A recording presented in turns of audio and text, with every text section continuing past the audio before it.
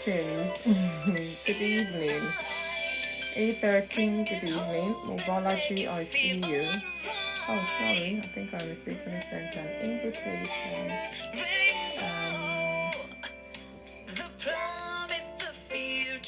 Bishop Chi or Chai, I see you. Good evening. Elder Kenneth, good evening. Christina K, good evening. Ada, you are welcome. WC 2026, Mim, I see you. Good evening. Thank you so much for joining. Please help me share this live as you're joining in. Help me like this live. Invite all the friends. Let them be part of our talk today. Today is Thursday, the 18th of June 2026. We talk about marriage talks today. Issues in a marriage relationship that can bring some sort of, strain, hardship, trials really. Dare we talk about it on Insight such that we can bring, strategies, solutions, comfort, compassion, empathy. You're not in this walk alone. You're not on this journey alone. Good evening. Good evening. Thank you so much for joining. I hope we're keeping well. I hope the week has been good. I'm trying to send to my followers as well. And invite as many people as possible because this topic is somewhat sensitive. Elder Kenneth, thank you so much for liking the live. Centaur, I see you. Good evening. I hope we're keeping well. Centaur Beauty, what a name. Fascinating. Centaur, where are you joining from? I really love to know. I'm in UK, in Essex, somewhere. Afola, I see you. Good evening. Elder Kenneth, I hope work has been good. Mudupe Bright, I see you. Good evening. Thank you so much for joining in. Yeah, I try to squeeze in the topic as best as possible because we only have so many word count. And such that when people are joining in at intervals, at least they have an idea of what we're talking about today. It's a sensitive talk, sensitive topic as well. And I dare say in the process of this live or in the course of this live, you're finding stuff, challenging, difficult, and you need to process stuff. You need a space to process this. Please, you can send me a private message after. We can talk more about it. I'm an integrative counselor, a couples therapist, a marriage counselor, whichever way. We can always find time to, help one another process whatever is going on for you. Florence, I see you. Good evening. I hope you're good. Hadassah D, I see you. Longest time. I hope you're keeping well. La Mariam, I see you. Happy Thursday to you. I hope you guys are keeping well. Thank you so much for joining me here on Insight with FunmiRoyal. Today, Thursday, the day the Lord has made. Indeed, we ought to rejoice and be glad in it. Every day brings its own challenges, and the fact that we're able to sleep and even wake up, the problems might not go away. But the fact that you're able to see another day, it's worth, thanking God for. Thank you so much for the heart to me, Elder Kenneth. Thank you so much. Please help me share this love to your friends, your loved ones, perhaps people that might be going through this particular topic. Please share it to them. Yeah, it's a very sensitive one, like I said. Didi, I see you. If you click down on your screen for about 4 seconds, you will see some names will automatically pop up. Just keep sending, click, scroll down and send to your friends, your followers. Let them be part of our talk. Lala Aaron, I see you. User A34, I see you. Added Value Hub, I see you. Didi Londiette, I see you. Good evening. Thank you so much for joining me. I'm going to go into my talk shortly, in another minute or so. User 717, good evening. I hope we're keeping well. Please invite your friends. There's certain things, a problem shared is half solved. Aqua, I see you. Thanks for joining in again tonight. We need to talk about certain things. Some have been sentenced to life of this. Some, it's a new discovery, a new development in their lives. And they're struggling mentally, they're struggling physically, obviously. And, they might just feel lonely in that space, regardless of the fact that they have a spouse, and this could take a toll on the whole family as well. So dear, we talk about it and not shy away from it. It's painful. However, sometimes, when we talk about things, we feel somewhat better and, find ways of coping better, living with whatever it is.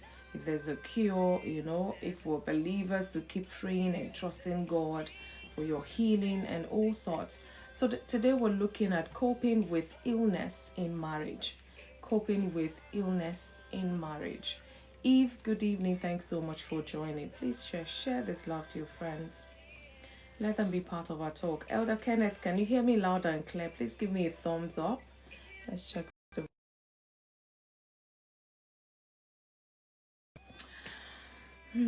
Okay. Thank you, sir. Thank you for that.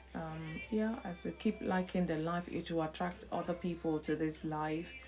So let's go into our talk today, coping with illness in marriage. No doubt, marriage is a covenant that brings two people together to share life's joys, dreams, successes, challenges, And it's one of the most difficult challenge a couple may face is illness. This illness of different types, different sorts, hereditary ones, contracted ones, all sort, or contacted ones, or all sort of this. Some could be in the line of duty, some could be in the line of relationship, and all sorts. But these things do happen. Did we set out into that marriage with that mindset? Of course not. But does it come along the way? Yeah, it might. So whether it is a short-term sickness, chronic conditions, disability, mental health struggles, or life-threatening diagnosis, illness can place significant emotional, physical, spiritual, and financial strain on any marriage, whether it's a believing home marriage, whether it's a non-believing one. It will bring all this kind of strain and even much more. So the marriage vows often include the promise to remain together. When they say the vows, in sickness, in health, in richer, in poorer, for better, for worse, and all of that, in sickness and in health. Of course, it comes with that. Some of us remember, those vows. While those words are easy to say on a wedding day, living them out requires love. It requires patience. It requires sacrifice. It requires faith. It requires resilience as well, and much more attributes, really, or values, or that comes with it, much more than I've mentioned. Illness can either weaken a marriage or become a season in which couples grow closer, to each other or to God. And also it can even bring about, them not growing closer at all, really. So it brings about all sort of things, but let us talk about it and find healing and find peace and find comfort, such that we know that regardless of whatever illness we're coping with, or we've just been diagnosed with, or we have to live with, we're still living life to the fullest, as hard as it may be or sound. I think it's Pretty Girl, I see you. Thank you so much for joining. So let's understand the impact of illness on marriage, because this is one of the major thing that sometimes we don't even want to think about it. But if we don't understand it, how then is it impacting us? If it's negatively, do we understand to find a positive way of dealing with it? But let's look at the impact of illness in a marriage. So illness can affect more than the person who is diagnosed. It affects the entire family system. Barbara B, I see you, especially the spouse. Thank you, Elder Kenneth. Thank you. So, challenges may include emotional stress. You feel so somewhat emotional, maybe seeing your spouse in a state, maybe if it's some pain that comes and goes, maybe it's a diagnosis that you're wondering where on earth has it come from. It will take a toll on your emotional feelings. And again, challenges may include fear and uncertainty. Some, they may even tell them you've got 4 years to live, you've got 6 months to live. Imagine the impact of that, on a spouse or the family as a whole. And so another challenge is financial pressure. You may have to, pay for this treatment, that treatment, buying medications, looking for experimental drugs, and all of these things are not going to come at a cheap rate. Even if your government is supporting you, you might feel the support is not enough. You've heard of something, then you have to pay for it out of pocket, and you probably haven't planned for this. So it can take a toll on the financial aspect of the family. Another challenge, it changes in family roles. So if the husband is the one that is affected, for example, certain things that he would do normally may be affected, and this will take a big toll on their spouse, on the wife. And if it's the wife as well, it depends really on what the illness is. It will definitely take a toll and bring some sort of changes in the family role. Maybe the wife can't perform certain roles anymore, duties, or take on certain responsibility. It's going to take a toll on the husband or the children, or alongside the children, or even the extended family. Changes include physical exhaustion. Once upon a time, you can run marathon, run 20 kilometers and all, but now you can't even do 1 kilometer, and this is taking a toll on your physical body. You're constantly exhausted as a result of this illness, or certain things you used to do, you can't do them anymore. This can bring about frustration as well. Again, illness can reduce intimacy. Maybe you can't keep up with that energy, or you can't keep up as often as you would love to, and this will take a toll on the dynamics of that relationship. Again, another challenge is increased caregiving responsibilities. Not only the fact that certain things you can't even do anymore, you find out that your caregiver, your spouse, will have to take on those responsibility in most cases, and this can be overwhelming, and it can rub off on that relationship in a negative way over time. Again, anxiety about the future. Is my spouse going to leave? Is my spouse going to die as a result of this illness? How long do they have to live? Their life expectancy. You think all sorts. What future do you have? Do you want to go do your will, write your will now? Do you want, all sorts. It brings anxiety because the future you've planned, somehow because of this illness, it's like it's evaporated. It's just gone. Sorry, I don't mean to bring anyone up at this time. So, yeah, I'll finish my talk and then bring on people if you don't mind. Thank you so much. Thank you. I don't know where that just happened, where that came from. Let me see if I can take it out. So, yeah, we're talking about illness in a marriage relationship. Thank you. Yeah.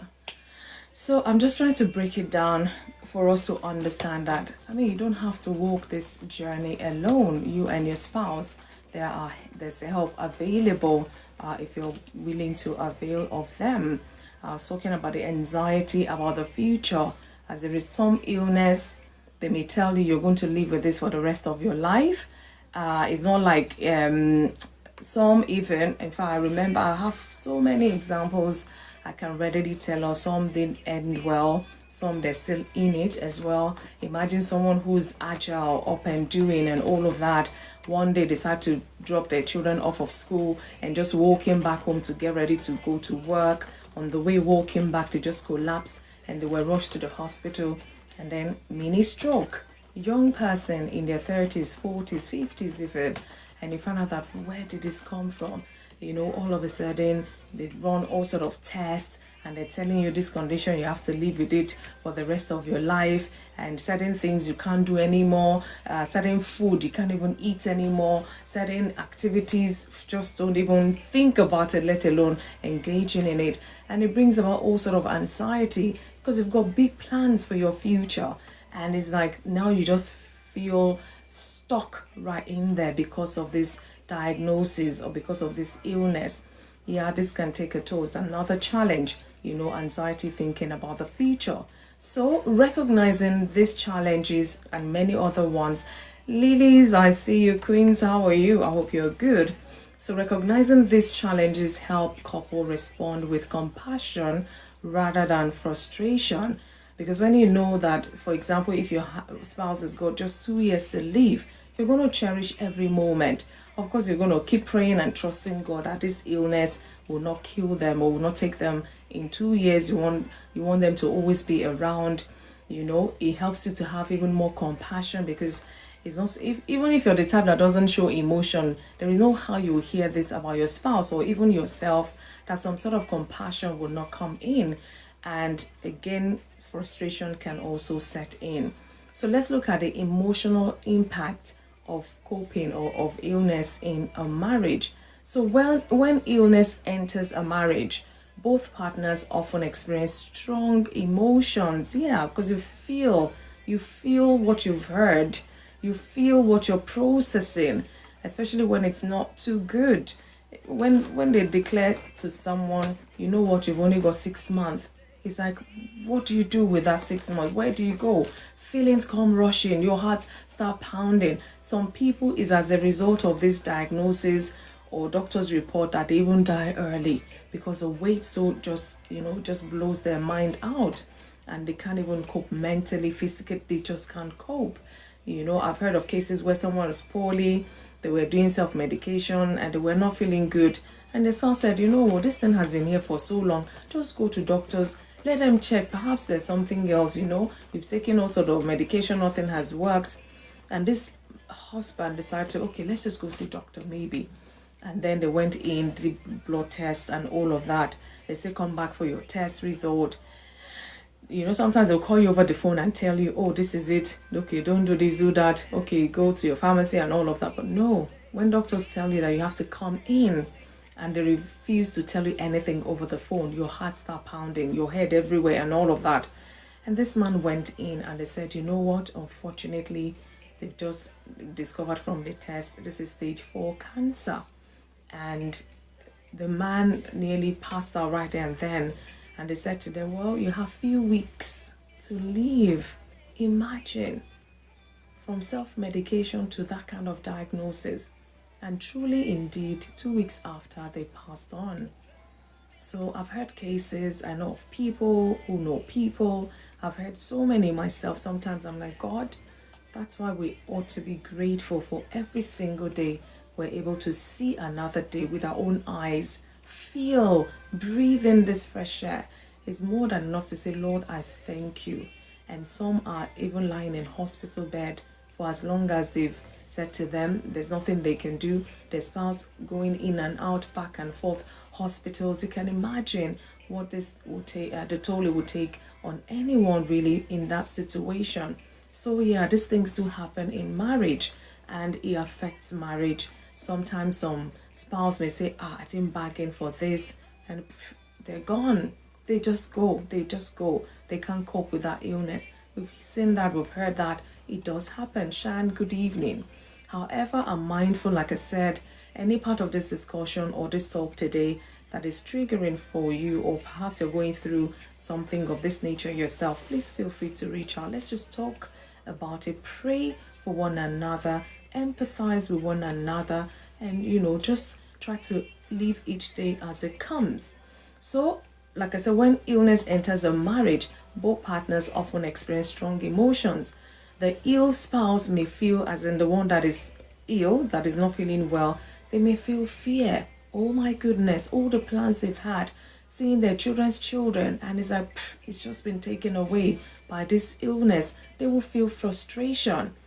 And it's not, any fault of theirs, because, before then, before the diagnosis, they were living life, planning life, doing life, and all of a sudden, this report, this doctor's report, has just changed the whole dynamic for them, for their spouse, for the entire family.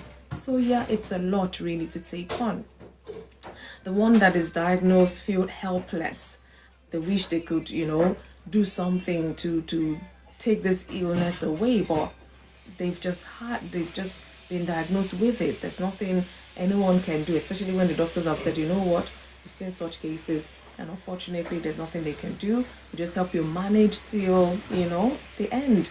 Nobody wants to hear that. The ill partner may feel guilty. Is this something I did? Is this something I didn't do? Could it be from my lineage, my family? Could it be, all sorts. Guilt comes in, and some sort of loneliness can come in there, and they just don't want to isolate. They don't want to connect again with their spouse. They isolate themselves. They feel somewhat lonely. They're the one carrying the illness. They're the one feeling all of this. They feel that pity for themselves, and they just shut away from their spouse, their family altogether. And again, the one that is not feeling too well may feel loss of independence. Perhaps certain things they can't do anymore. Some people, they have to be washed, cleaned, and all of that, from them washing themselves, cleaning up after themselves, to being cleaned and being washed out after. It's a lot. It's a lot to take on. It's a lot on the ill spouse and on the caregiver themselves. Like, my wife that will dress herself, my husband that will dress himself. Now they have to dress them up and shower for them and all of these things. It does take a toll. So the caregiver as well, which is the spouse of the ill person, they may feel stress. Like, okay, when it started, when the diagnosis happened, they're all hands on deck. I'm here for you, I'm gonna be there. But over time, especially with long-term illness or diagnosis, you find out that after some time, they feel the stress. Either they stop looking after themselves the way they ought to. They feel tired, fatigued, they are worrying. Emmanuel, I see you. Shan, good evening. They worry, and sometimes it can lead to anger. I did not deserve this. I am tired. I feel angry. I can't even express my anger because everyone expects me to look after this person. They're going through certain emotion themselves that they dare not even spew out, because people will look at them like, are you serious right now? You're not the one carrying this illness. He's your spouse, But then it's taking a toll on the caregiver as well. They will feel sadness. They will feel overwhelmed. Who is there to understand all of these feelings for them as well? So these feelings are normal, okay? And they should not be ignored. They're normal because nobody will find themselves in that shoe that will not feel some sort of stress. They will not feel sadness because they never planned for that. So being diagnosed with sickness, whether it's you or your spouse, there will be some sort of sadness to it. If you read Ecclesiastes chapter 3 verse 4, it says there's a time to weep and a time to laugh, a time to mourn and a time to dance. So all of these times, some marriage will experience in their lifetime. The best, I see you, Emmanuel Casey, good evening. So, but God, I'm here, to say this, God understands that difficult season bring about genuine struggles. So do not feel ashamed if you're stressed out. Do not feel ashamed as a caregiver if you feel tired, if you feel angry, if you feel sad. It is justified. And I don't want to jump my note, but do you even have someone who is looking after you yourself? Do you have someone who is there supporting you when you feel down, when you feel angry and upset? Why is this happening? When you have those questions. But God understands that these difficult seasons will bring about genuine emotional struggles. So do not carry that burden all by yourself, really. Again, when you're talking about coping with illness in marriage, you look at maintaining open communication, because it's very important.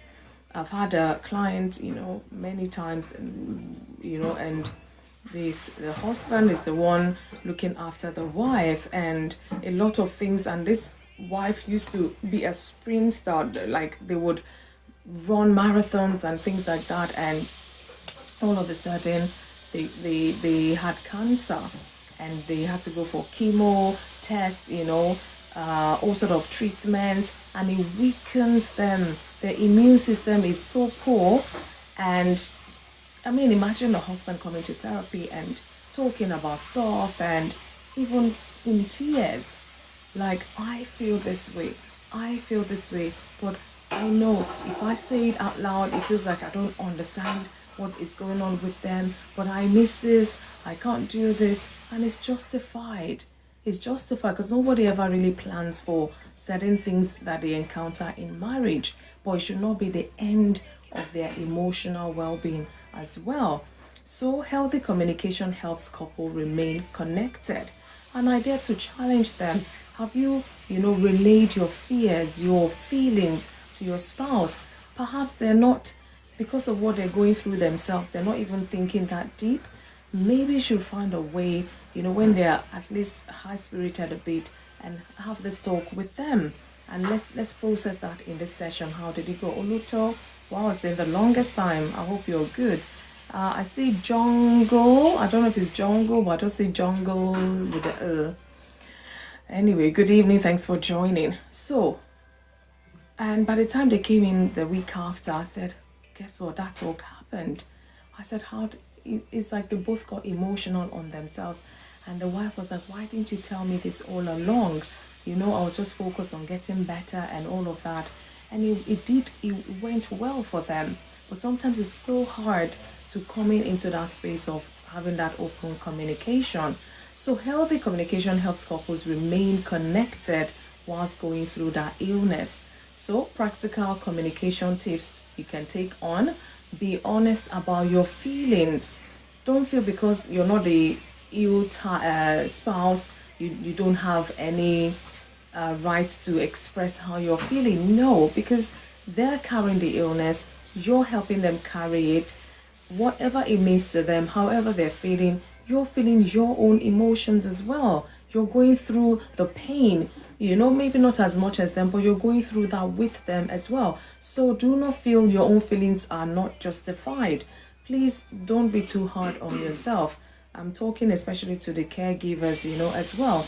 Again, in terms of having practical communication with one another, apart from being honest and open about one's feelings, share your fears and concerns respectfully. The doctor have diagnosed you barely have 5 years to live. It's a very tough thing to sit and talk about with your spouse. Then it helps others who are going through life and desire not to talk and all of that. God forbid there's an illness, you would have to talk about it respectfully even, and with a lot of concern. Share your fears and your concern respectfully with your spouse. This is what is going on in your mind. This illness is taking a toll on us. It's taking a toll on me. I feel exhausted. Beam and beam, I see you. Good evening. What is going on for you? You have to have that space where both of you can open up and share whatever fears you have for one another. Share about your future. Share all of these things. And you find out that if you're on the same page, you're open and honest with your feelings, perhaps they might even feel somewhat better, rather than bottle it up and feeling like, oh, I dare not even say what I'm feeling or going through. Your spouse may not even be in that headspace. Doesn't mean they don't care about what you're also going through, though you're not the ill partner. Again, avoid assuming what the other person is thinking. Remember, I told you of this particular client. He said, oh, it's been, I think, 3 or 4 years they've been dealing with, but now the wife is in remission, but then there's still certain medication until they give them the all clear and all of that, so this medication would weaken them. Sometimes they can't even get out of bed. I mean, is that the person you want to come and tell to come and do certain things or talk, even you seeing them, you wouldn't want to talk. And before you know it, a whole year is gone. Bridget, I see you. 2 years is gone. You can't even talk about how you're feeling. But don't assume that because they're ill, they don't have emotional radar anymore. That's how I can think of it. No, they've got feelings, and if you open up to them, it can even connect you some more, because they'll know that it must have taken a lot for you to open up to this to them on this level. So please don't think that your spouse may not understand because they're ill, and all of that. Please be mindful. Again, listen without rushing to fix everything. Listen without rushing to fix anything. It could be the partner that is ill, that wants to offload what they're feeling, what's going on for them. Don't say, okay, tell me, see headache, let me go and buy Panadol, let me buy ibuprofen, no. They just want to tell you that, you know what, doctors have said, no matter the medication, this pain is ever going to be there.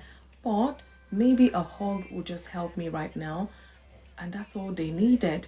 So listen, what are they saying to you? Don't try to quickly want to fix everything, because I know that's what would naturally come to you. Your spouse is in pain. You don't want them to be in pain. You want to think of the fastest way to not make them be in pain. But sometimes they might just tell you what they actually need from you. And again, discuss your needs openly. Discuss your needs openly. Remember, we're talking about coping with illness in a marriage. So certain illness will affect your intimacy. And these are things that even ordinarily it's a challenge to talk about. Antoinette, I see you. How much more when there's illness in there and these feelings are never ever going to go away. You can suppress them, you can push them aside, but you're human. And there you say you're talking about intimacy when your spouse is not well. But you can talk to them about it, so that you don't feel guilty or you don't feel like you don't care. No, these are natural human feelings that you ought to address. Even if it's not happening, they may ask that. Even the ill partner may feel because they're ill, you don't find them attractive anymore and all of that, but you're not even thinking that. You're thinking, how can they be better? And then if they don't tell you this is what is going on in their mind, maybe you're the hugger, now you think they're fragile, you can't hug them like you used to, and they're thinking, why are they not hugging me anymore? Is it because I'm ill? Is it because of this sickness? Is it because of this illness? And meanwhile, they're not even thinking about that. They're just thinking about your health, so to say. So discuss your needs openly. Tammy T, I see you. Good evening. And sometimes the most healing words are, how are you really doing? Because when you put the word really, it's like you really want to know. How are you really feeling? How are you really, today? What do you need from me today? If you're the one looking after an ill spouse, what do you need from me today? Not that, oh, drink water, do this, They might not need all of that. Ask them, what do you need from me today? And tell them, oh, today I'm going to be doing this, I'm going to be doing that. But anytime you need me for something, let me know so that, I can come and, sort whatever out for you. Again, we will get through this together. Sometimes healing words like that are very, very helpful. When you tell your spouse that, you know what, you're carrying this, but I'm here with you. We will get through this together. What words are you pouring to your spouse that is not feeling too good? Just Cake, good evening. Mike Plug, I see you. Marge Ritchie, thanks for joining. Please help me share this now to your friends. Let's talk about these issues of life that may tend to make couples go their separate ways. Or is it really the solution, going separate ways, or just being in the moment and having a better understanding such that we can have compassion, empathy as necessary to keep that marriage alive? If you read James chapter 1 verse 9, it says, let every man be swift to hear, slow to speak, and slow to wrath. So listening is often more powerful than speaking. What is your spouse saying now that they're so ill? What are they saying? What are you hearing from them? What are they hearing from you? Are you putting out words of encouragement, even though it may seem like a dead end? With this illness, there is no cure or there is no solution. Even the medicine is barely working. What words do you say to your spouse? Do you say you're with them? Do you say we're in this together? Do you say words of encouragement? Do you hold their hands to praying with them? What do we do? It really does matter. And this brings us about supporting your spouse through illness for the healthy spouse. I've shared here my own, one of my many challenges as well, of the illness, I'm going to call it now, certain condition that was there since I was age 9, this pain that comes on and off, taking all sort of medication, all sort of, treatment, nothing ever really worked. And it's even harder because, if they know it's headache, they will give you paracetamol, but this one, the pain, just there, they'll give you all sort of painkillers. Some work, some don't. Some work for a few hours and that's it. You're back in that pain. In it, I had to go to school. In it, I met my husband. In it, we got married. In it, I started having children. Thank you so much for the heart to me. A13, thank you. In it, I was, I was almost having a miscarriage. In it, hospitalization in different countries everywhere. In it was challenging, and imagine, I almost 50 now. Imagine at this age, and I couldn't get married, I couldn't have children, just I don't know what would have happened or what would have become of me. But in it, because my spouse knew this when we were dating and all of that, fine, it comes and goes like that. Sometimes it could stay for the longest time. It's just unpredictable. Series of tests, no diagnosis. Imagine how bad can even that be. At least they will tell you what it is, whether you'll be nursing it, whether there's medication for it or not. Imagine just in limbo with this thing.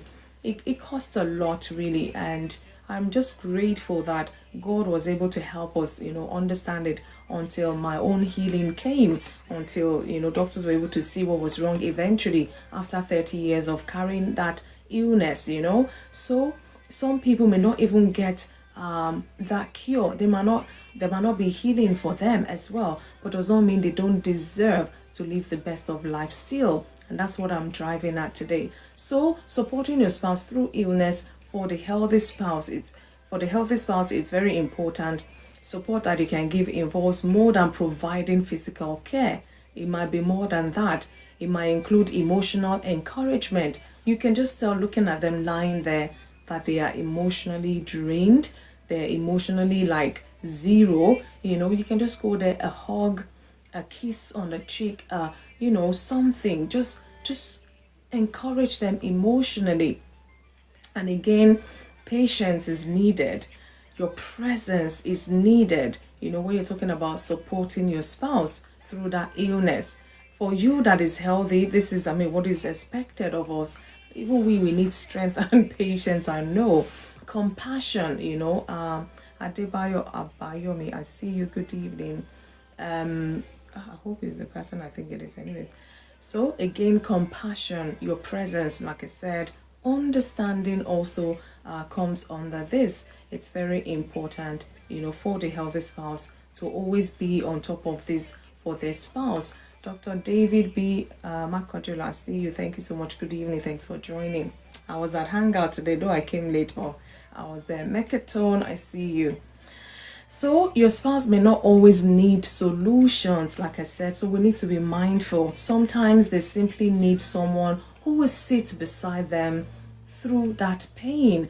Maybe they're having a bad day, a cranky day, their bones aching, or whatever it is that is aching. They just need you to sit there and hold their hands, probably just pray with them, or just be there. And meanwhile, you're running all over town looking for medication, maybe another painkiller. Somebody suggests one painkiller. They don't even need that. All they need is for you to sit beside them through that pain.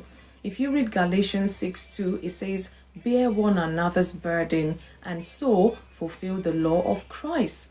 That is the most things you can do for them at that time. Don't think you have to pull a muscle to let them see that you're compassionate. No, sometimes it's just sitting through that pain with your spouse, bearing their burden, trying to understand the pain that they're going through, and that would mean the world to them. Some spouse would distance themselves because they can't bear to see their spouse in pain, but that is even doing more damage. I know it's hard. Trust me, it is hard.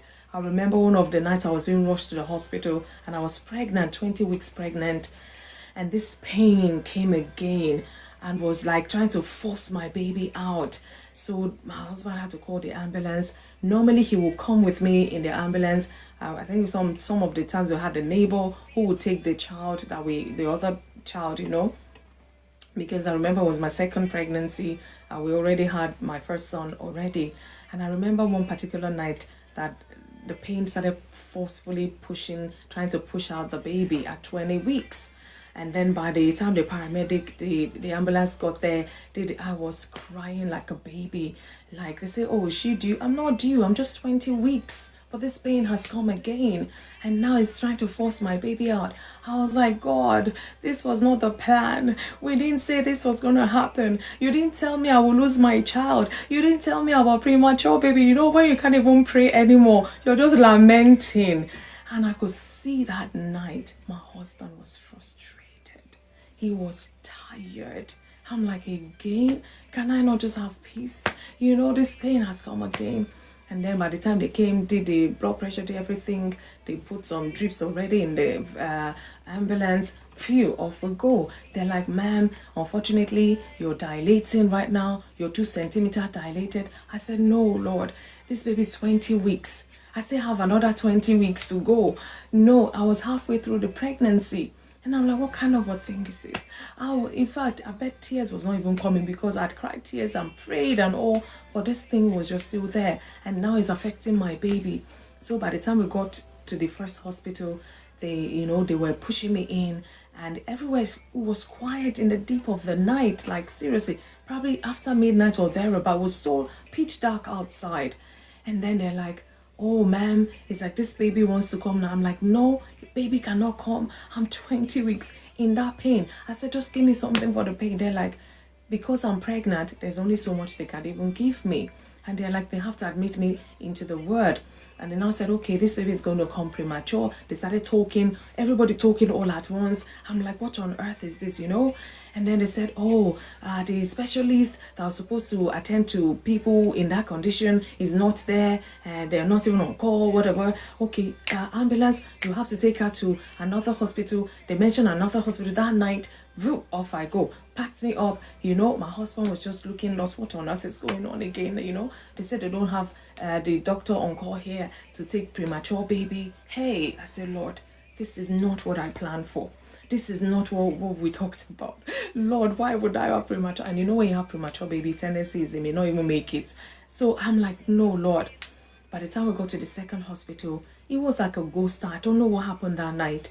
They're like, no, we don't have equipment for a premature baby in this hospital tonight. No equipment. The first one, there was no specialist. Now there's no equipment.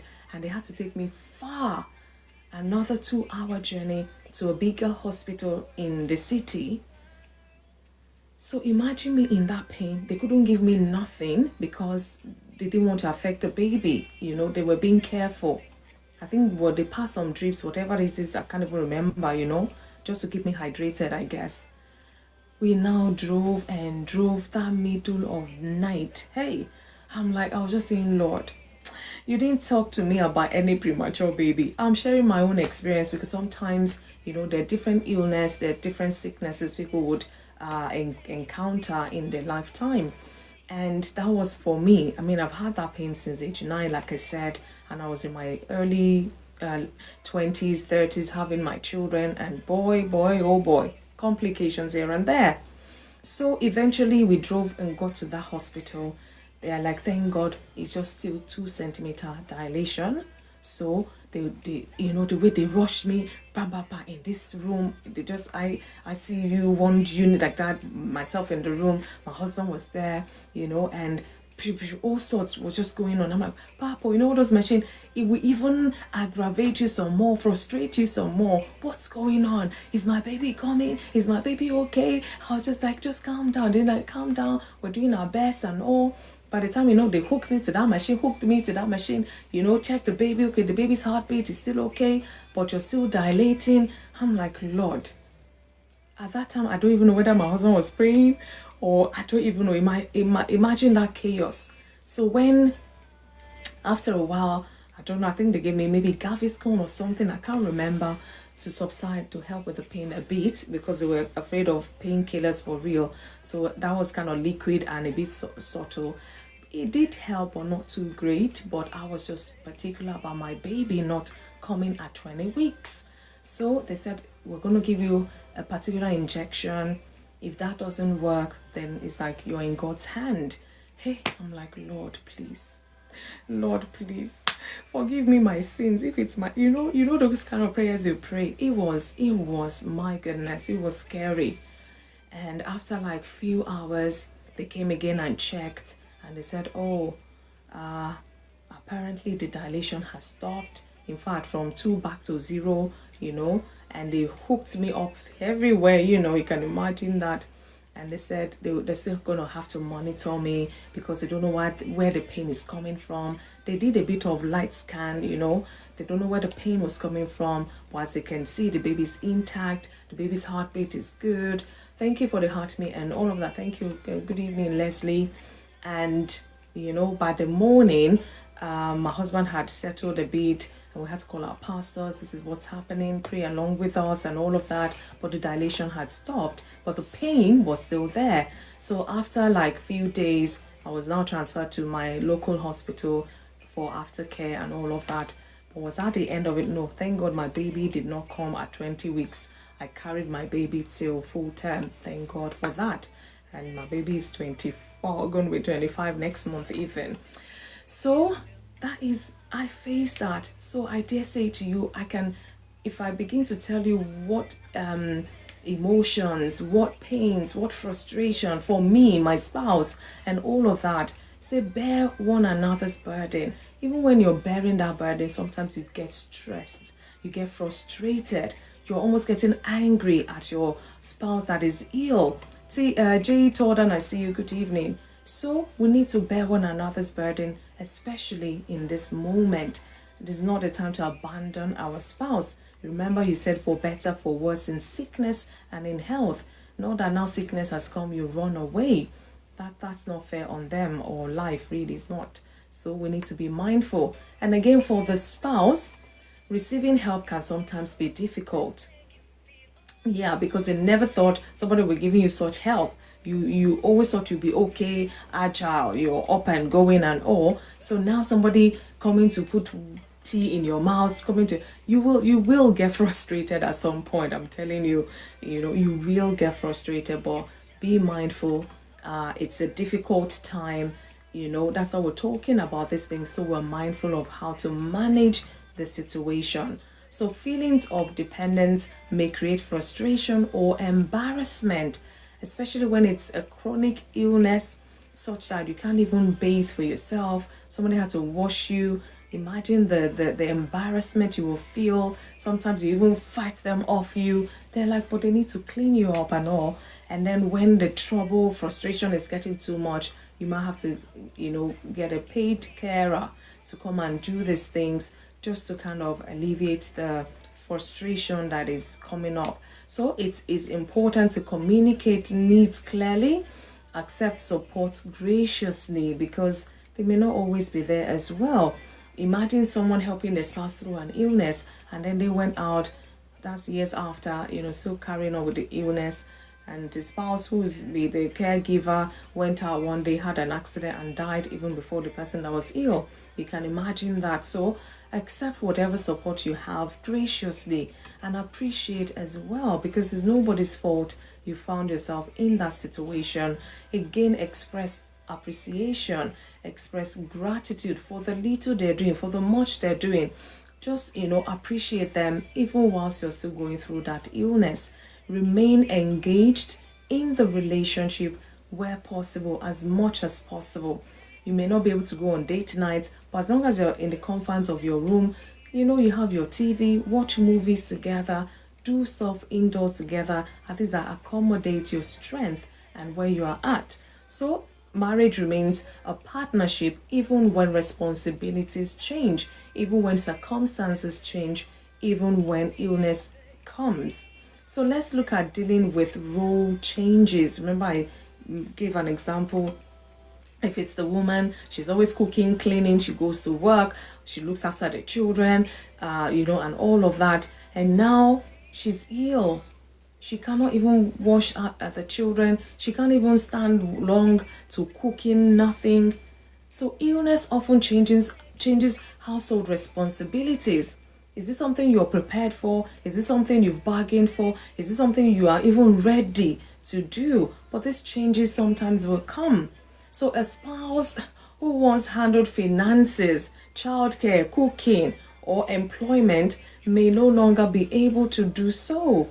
So these changes can create stress and resentment if it's not properly addressed. So healthy couples should learn to adapt together. It wasn't like this before.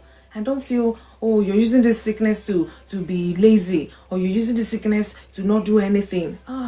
Please, such words are not kind, and it's not going to be received kindly either. So you're just going to be putting fire into that situation. Share responsibilities differently. Ask your spouse what are they able to do, if at all they can do. And don't force them to do certain things. You can see that clearly they're not up to that task any longer. Focus on teamwork rather than keeping scores. After all, I did this yesterday, I took the children, but she was doing all of these things before.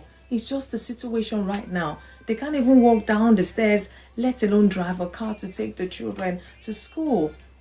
So yeah, you did it 1 week, and this thing is here to stay. You might have to do it for longer. But we need to be mindful that we're managing this situation.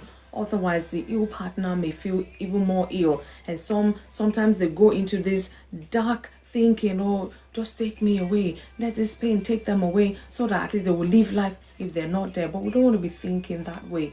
That's why I said, even with illness, enjoy every single day you get to see. That is something that can lift your spirit up, you know. Ecclesiastes chapter 4 verse 9 to 10 says, 2 are better than 1, for if they fall, one will lift up his companion. So marriage is designed for mutual support. Wife supporting husband, husband supporting wife. Yeah, along the journey you will get frustrated, you will get tired, you get stressed, you get angry. Yeah, talk about it with your spouse. Talk about it. I know some people, they will now dwell so much on the illness, even the things they can do, they don't want to do. I get it, because that too is also there, you know. But is it fair to all concerned, really? So let's look at protecting emotional and physical intimacy. I'm going to be rounding up shortly. Illness can affect intimacy in many ways, I said briefly earlier. Physical symptoms, you know, treatment, side effects, fatigue, pain, or emotional distress may impact couples' connection. No doubt about this. So maintaining intimacy will require honest conversation. How are you feeling? My dear, I miss you so much. I even feel bad, you know, thinking this. No, it's still part of you as human. So, I mean, you're supposed to be vulnerable to one another, you know. Have honest conversation with one another. You need to maintain patience. Because you're talking about intimacy. It's always been there. And now because of this illness, just like that, you have every right to talk about it. Be patient with one another, such that, you know, you can still find a way to communicate and even help one another. You have to be creative. Certain things you may not be able to do, certain mathematics you may not be able to do, but there are other things you might be able to do. So you have to be creative. And if you're not that creative, get a couples therapist or there's so many aspects of therapy that you can even focus on and look for such counselor to help with your bedmatics, sexology, or whatever it is. Because when your car breaks down, you find a mechanic to come fix it. Why is it that when your intimacy is breaking down, you can't find somebody to come help fix that if you cannot fix it yourselves? Affection beyond physical intimacy is just what is required. And you have to learn this. You have to learn this such that you still maintain intimacy in your marriage. Simple acts such as holding hands. The sickness or illness is not contagious like that, but they just can't hold their spouse anymore. And they're avoiding anything that will even want to make them, you know. And it's not fault of theirs as such. It's just something they haven't processed, and that's why they don't know what to do with that.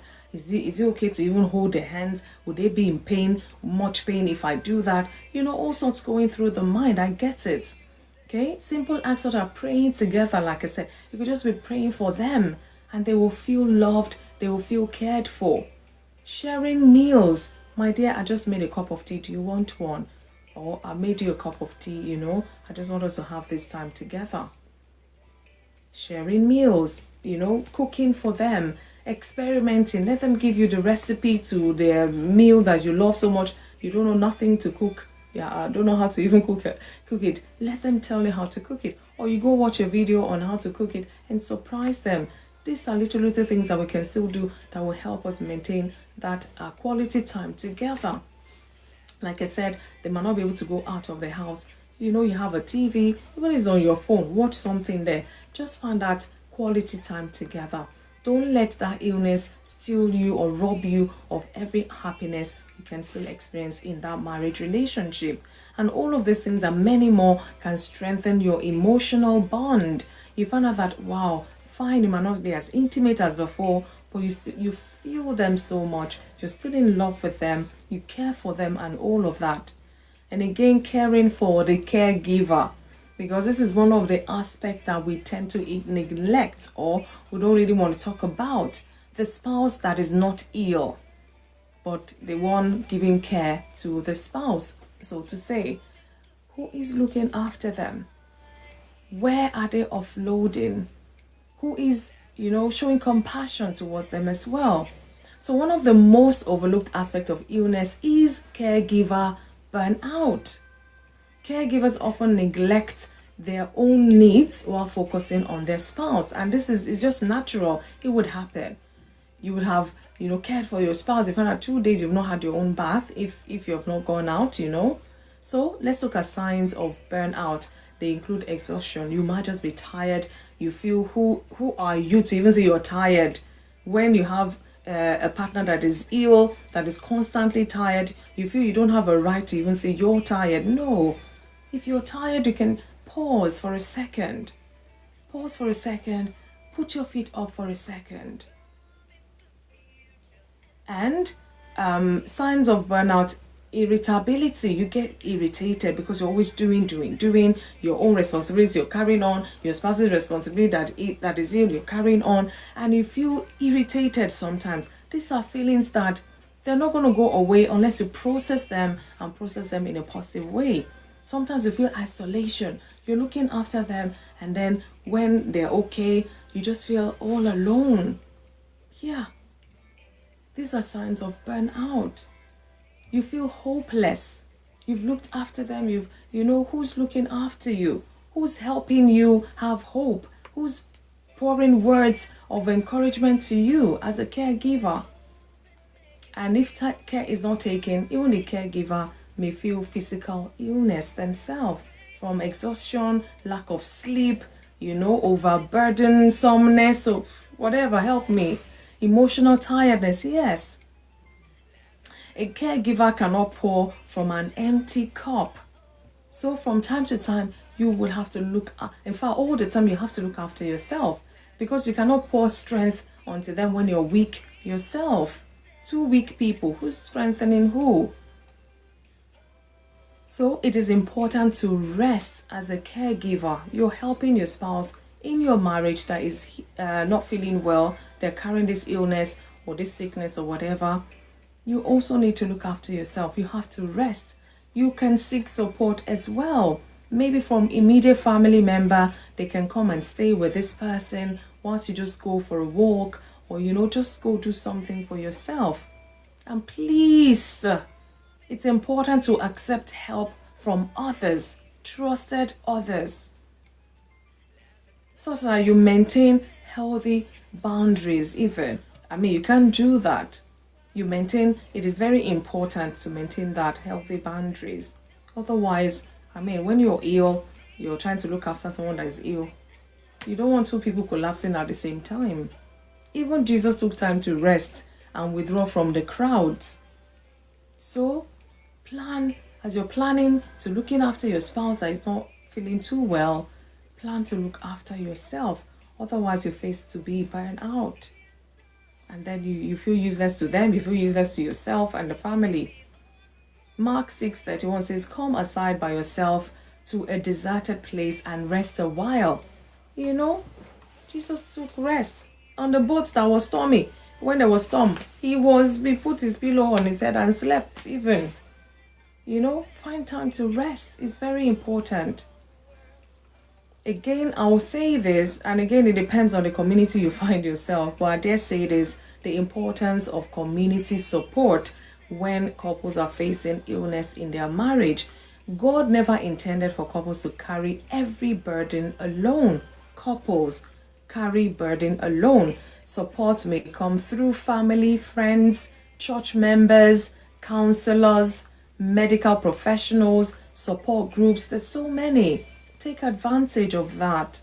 Don't let pride get in the way. Or you say, I don't want anybody knowing my business. But then you're exhausted, you're tired, you can't even help anymore. Let your family, start even with your immediate family, your extended family. Let them help. Accepting help is not weakness. Please know that.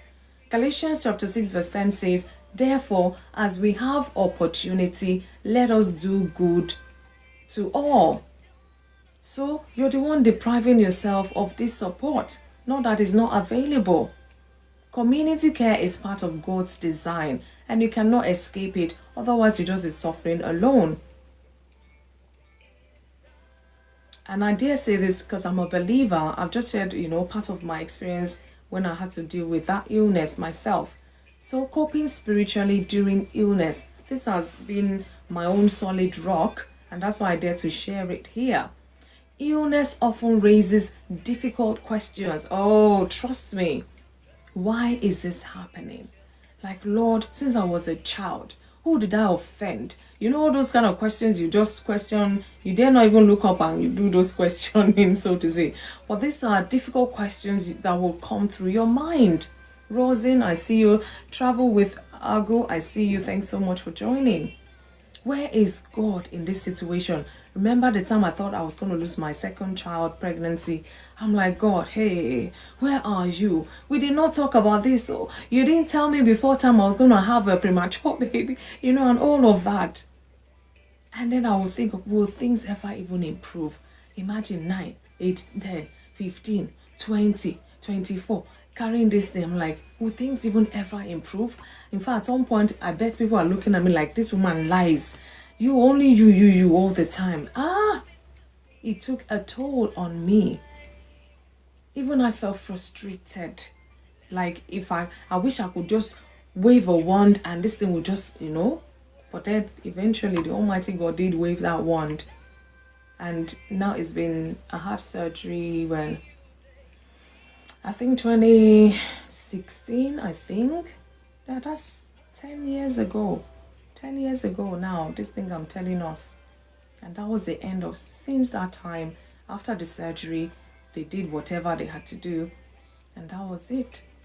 But then, before I got there was 30 years of this pain, of this illness, so to say. So while scripture does not answer every question, it reminds us that God remains present. Yeah, was God with me? Of course. Did he abandon me? No. Did he heal me when I wanted? No. Did I carry this pain? Yes. Was God looking at me through that pain? Yes. Psalm 46 verse 1 says, God is our refuge and strength, a very present help in trouble.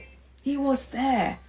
I mean, some people would have lost that pregnancy, but I didn't. So in many ways, God was faithful. God was my refuge. God was there, was my present help in that time of trouble. Because all sorts was going on through my mind. I couldn't even sleep. When that things, I'm like, 20-week-old baby. Even if this baby survives, it will be like some ball in an incubator. Will he grow? Will he function? Will he this? With all sorts, going through my, I'm like, God, and you're looking at me like this. I did not offend anybody. Hey, all those songs you talk to yourself. He's a very present help in trouble. And this is my faith I'm sharing with us. God may not always remove the storm immediately. It didn't happen for me. Immediately, if you say 30 years is immediate, then I don't know how you're doing your calculation. But he promises his presence within it. God was there because I had other blessings, other miracles, other testimonies in the midst of that particular pain, in the midst of that illness. Let's maintain hope. Hope is essential during illness. I can say this much. Hope does not deny your reality. We're not in denial right here, but we need to keep hope alive. Hope says God is still with us. God with us, so close to us. God with us, Emmanuel. Was God with me? Of course. Was I serving? Yes. I was serving others, praying with others. People in pain, people without pain, people with sickness and all. Some will even come back and testify. Yet I was in my own, carrying my own illness and all of that. God was still there. He's still there. God still has a purpose.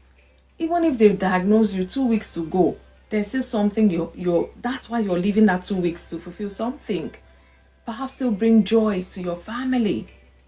There's always, a purpose. 30 years, imagine at the brink of me, getting over all of that. I prayed with people. That was what really even pushed me to say, you know what? I'm going to stop praying about it. If I can pray for somebody and they come back to testify that God has healed them, I mean, this same God is still my God. So if he chooses not to heal me right about now, it doesn't matter. I'm still going to serve him. God can sustain us. Through it, I was thriving as a believer. I was doing the things I ought to do. I was learning. I was growing. The other day I shared on my page, 35 years of serving the Lord. Imagine 35 years. And 30 years of those, I carried that pain.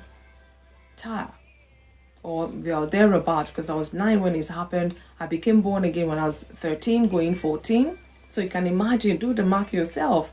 God remains faithful. Whether your spouse dies of that sickness, whether they live long with it, whether they are, or whatever, God still remains God. And if you can come to terms with that, perhaps as you enjoy every single day, you go to sleep and wake up to see another day, make the most of it. Don't wallow in that illness alone, because that illness alone is not the only thing happening for you. I want to believe so. Isaiah 41:10 says, "Fear not, for I am with you. Be not dismayed, for I am your God." You think God does not see your illness, does not see the pain both you and your spouse are carrying? He does. He sees them. And he does as he wills, really. Couples who maintain hope are often better able to navigate uncertainty together. Sometimes that illness can even bond you beyond your expectations. And that's if you're positive-minded towards it. It's a negative thing, but you can't be positive about it. So, I'm rounding off now just to talk about lessons illness can teach a marriage. Just so you know that there's always something positive in there somehow.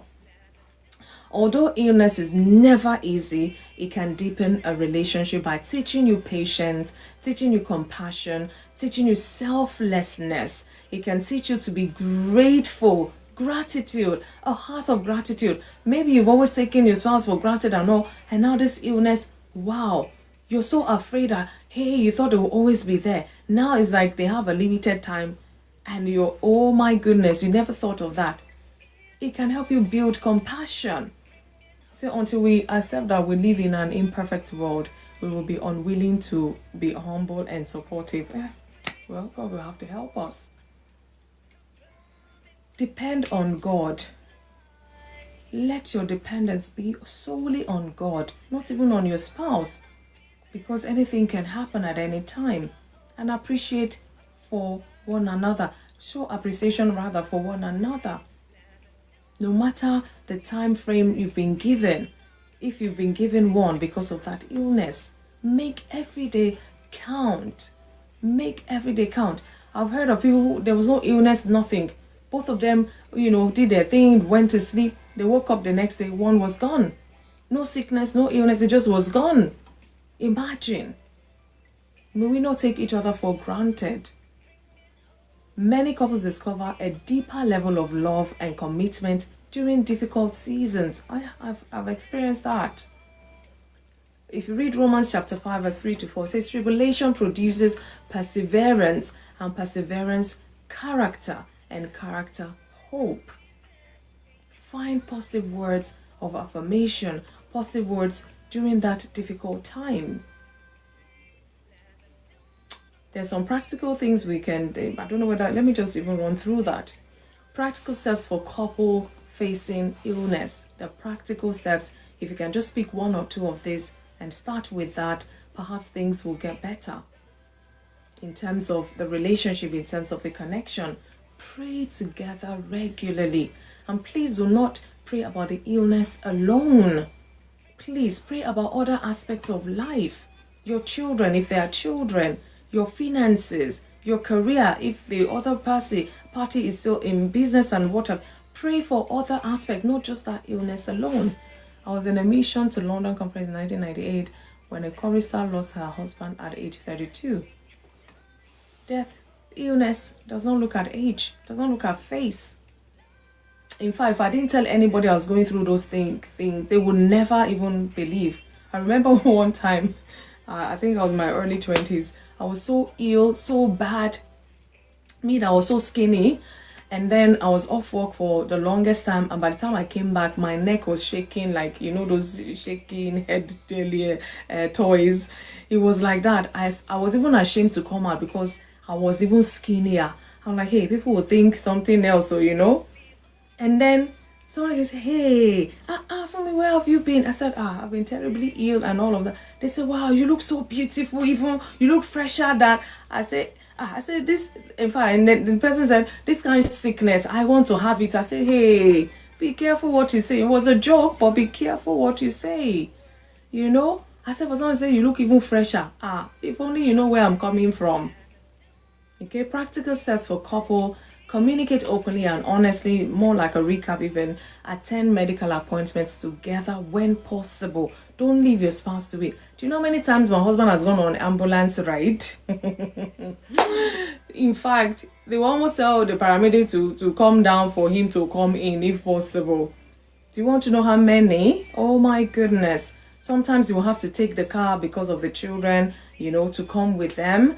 You know, especially when it's awkward times, there's no one to call at that time. You will have to bring the children to the hospital. See me lying down on the bed, and they will now gather around me. I'll be feeling so bad. I say, hey, this one, they're meant to be sleeping now. Look at, because of me, they're in hospital at this ungodly hour. You know, a lot. Accept help from trusted people. After a while, even my pastor at the time would say, bring the boys to the house so that my husband can move freely. Trusted people around you who can help. Accept that. Prioritize rest and self-care. Sometimes I'll tell my husband, you know what, they're not deciding me today. Don't even bother to come today. It's not that I don't want to see him, but you stay back and rest. Just be with the boys, you know. Many times I've had to do that. You don't have to come in today. They've said to me, I'll be here for as long as. I remembered that particular incident. I said, I thought I was going to lose the baby. I was 20 weeks when I was in the hospital. And the time they officially finally discharged me, guys, I was 32 weeks. So let's do the math. I was 20 weeks pregnant. At 32 weeks, they discharged me. I was in hospital for 12 weeks. Constant. I didn't go home to come back. No, they often would change my bed. But I was there being monitored day and night. I'll see other people come give their baby go like that. When my husband even come to visit, I say, guess what? You know, we had 10 bed, 4 of them gave birth. I don't want to have a baby. You know, it became like my home, even at some point. That's how bad. Prioritize rest and self-care, both for the ill party and the spouse looking after them. Focus on what you can control.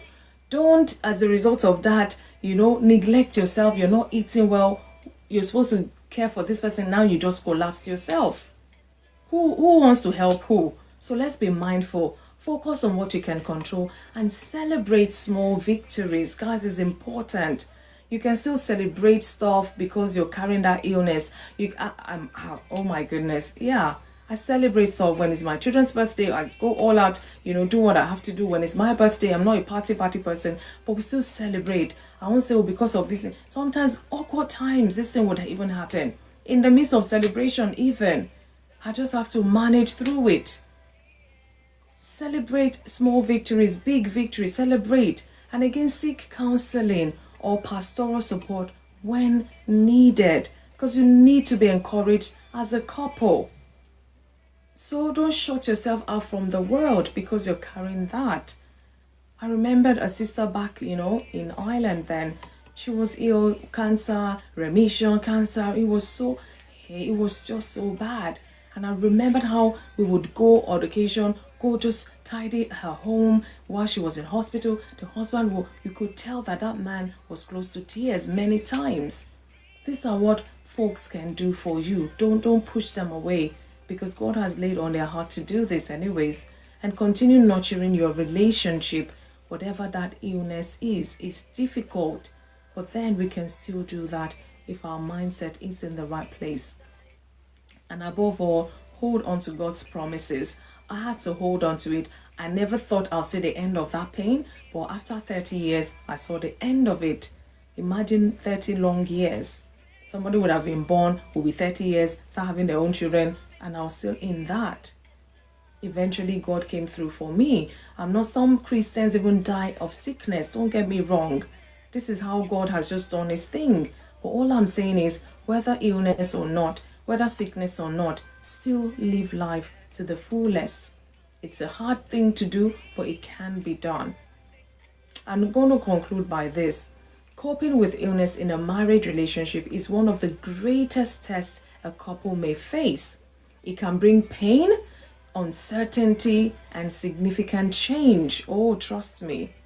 Yet it can also reveal the depth of love, commitment, and faith that exists within the relationship. I'm grateful. And this, my husband did not abandon me, Say, you managed to have the second child. That's it. Enough. I'm done. I'm not. No. He was still in there. We waited 6.5 years to have the third child or whatever. We still eventually did have another one, even 4 of them, He did not abandon me. At least thank God for that. Did we not have other challenges? Of course we did. But the illness did not chase him away, because we were both believers, trusting God. Someday, somehow, God was going to come through. When? We didn't know. Would he? We didn't know. But we kept hope alive anyways.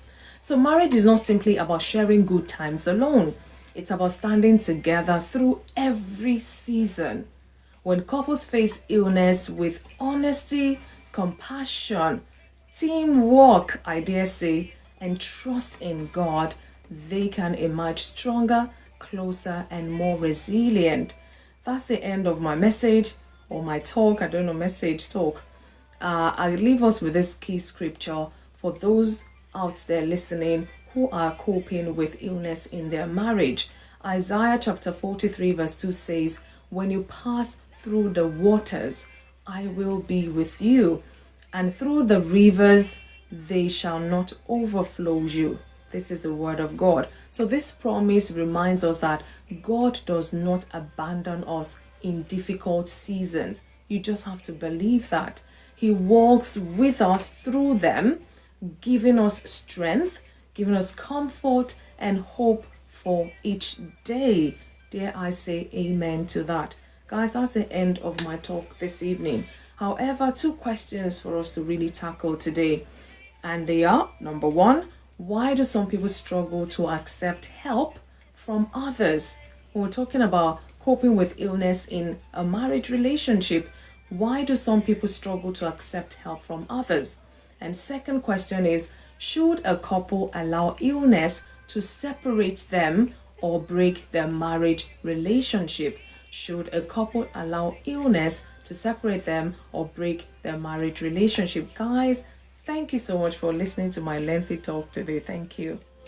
It's all around. The promise, the future, and life. Love is light that's within me. Shine to the whole world, whole world. Light. Again, I just want to say here, if you're listening or if you listen to this talk and you're dealing with maybe some sort of illness yourself and you just need someone to encourage you, support you, you can private message me and I will try my best to reach out to you. If you need some sort of counseling, I always put it out here. But I mean, I have my website. If you're really serious, you want to book a session, please feel free. Or if you want to talk about it, just need a one-off, talk about what's going on for you, please do reach out to me and I will try my best to find a time for you such that we can support one another through whatever it is you're going through. And I pray that the Almighty God will meet you at your point of needs, whether dealing with illness, whether recovering from illness, whatever healing that you need, really. I pray that the Lord will meet you at that point of need. So guys, send an invite. Thank you so much. Send an invite. Let's talk some more about this. We need to encourage one another. That illness should not bring about, the end of your marriage.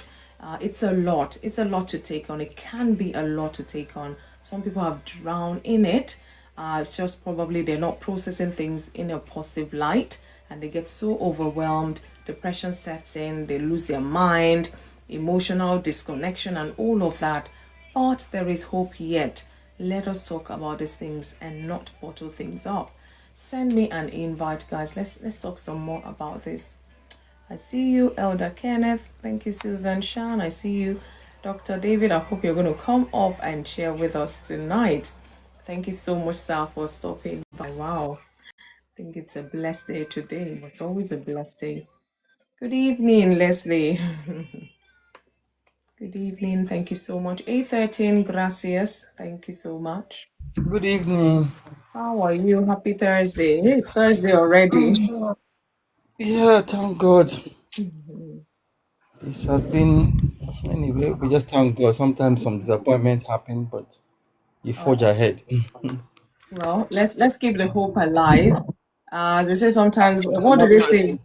Every disappointment is a blessing also. So A something like blessing in that. disguise. Yeah, that is true. So we may not see That it can be because we're true. feeling disappointed, but maybe later on, God will open our eyes to see the reason for that disappointment to be.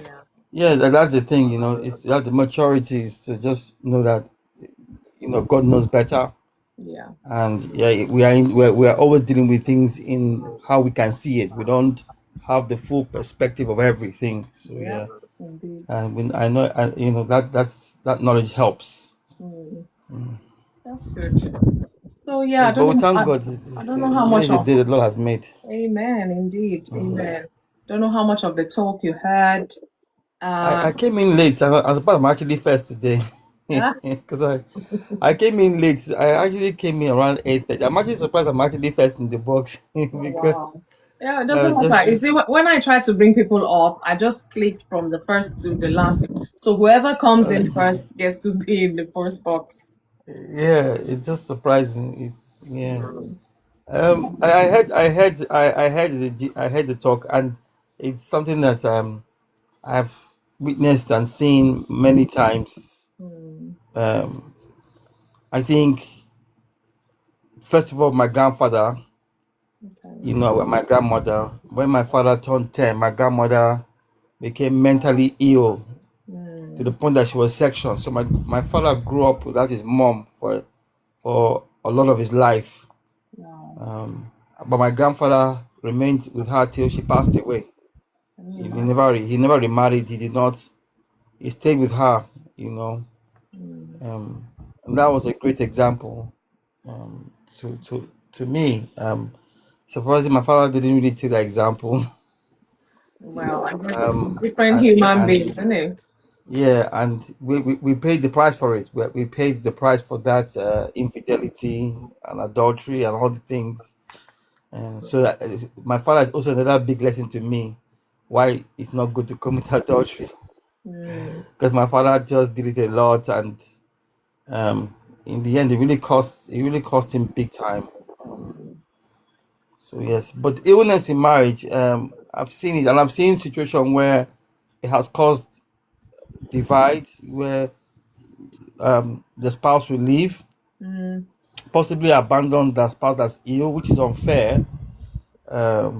We've seen that play out, only for that spouse later on to also get some kind of problem where they now need support, and it's something that they have to live with, that they abandon somebody and now they too now need to, because we're all getting older whether we like Of it or course, not. there will always be Something will something play there. out. If Yeah. it's I there's something my pastor, before I left Nigeria, my pastor said something. He said something that has stuck with me. He said it's either you face that challenge in life early, or you will meet Or it face it in the later middle of in your life. life, or you meet it later. But you are going to face it at some point. And Really, I people see. think they can run away from problem, but that thing you're running away from, one He's day you waiting meet it. for Oh, you. you will meet it one way or the other. And so the sooner you learn, one thing I found out that we live in an imperfect world. And for those who are not married, I think one of the things, I think for me, and understanding God's purpose, idea, marriage is supposed to reflect the nature and the covenant of God. As in, if God is in covenant with someone, he will not break it. And it is not based on the person's behavior. The Bible says, if we are faithless, he remains faithful. Yeah. That's the nature of God. And marriage is supposed to reflect that aspect. And I believe that's why God does not force us to get married, or No. but if you choose to get married, it's like this is the requirement. Oh, this is this is to the end. Unless one of you is unalive. But that's the only way out of this kind of thing. And it is amazing that, Follow short. and it is amazing that people who have gone Yeah, through little divorce would bit. tell you that it's almost like living with a corpse, but the person is alive. You know, those who are being real, because a lot of people can hide and tell you lie and make it look like it's no big deal.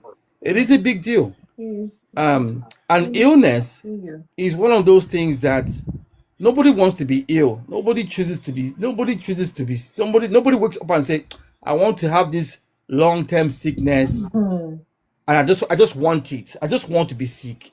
Nobody does that. And and even as Christians, we're not exempt from problems. I know that we have some branch of Christianity that make it look like you can just confess your way out of problem.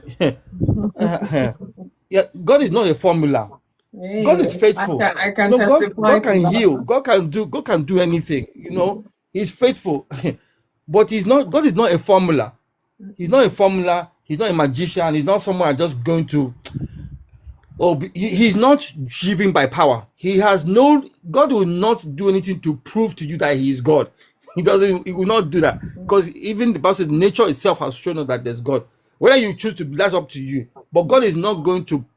That's why you look at the very first temptation of Christ. Look at what Satan said. If you are the Son of God, and God will not put himself where he had to prove to you that he is. He will not do that. Now he might answer a prayer out of the kindness of your heart, but he is not obligated to prove to anybody that he is God. And that is what Jesus did. That first, he did not turn the stone to bread, because he's like, I know who I am, and I don't need to prove to you that I know who I am. Yeah. So the point I'm making is that in illness in marriage, people who get ill, and some people, they might marry somebody who they knew was already ill. Well, my The person already had husband. an illness, and they still chose to it. And maybe as they were going along, they found out that the thing began to take a toll on them. Take time to renew yourself as well. But please don't end your marriage because somebody got ill. Nobody chooses to be ill. So And now let me ask this question, because we want to have a better understanding. Even if you haven't experienced it, something we can rub minds together. So why do you feel some people struggle to accept help from others when they're experiencing this in their marriage? it could be upbringing. It could be what they saw. Maybe that maybe they have seen disappointment. Sometimes they've seen people who have been rejected. Somebody asks help. They were made to be embarrassed. They were made to feel less than. All sorts of kind of things. And sometimes if you don't know who you are, or you don't know, you know, who you are as a human being, that I'm seeing you. I Then see you you. sometimes can be, you can sometimes be afraid that if you get rejected for that help, that's it. And then it depends on your circle as well. It depends on your circle too, the kind of people you surround yourself with.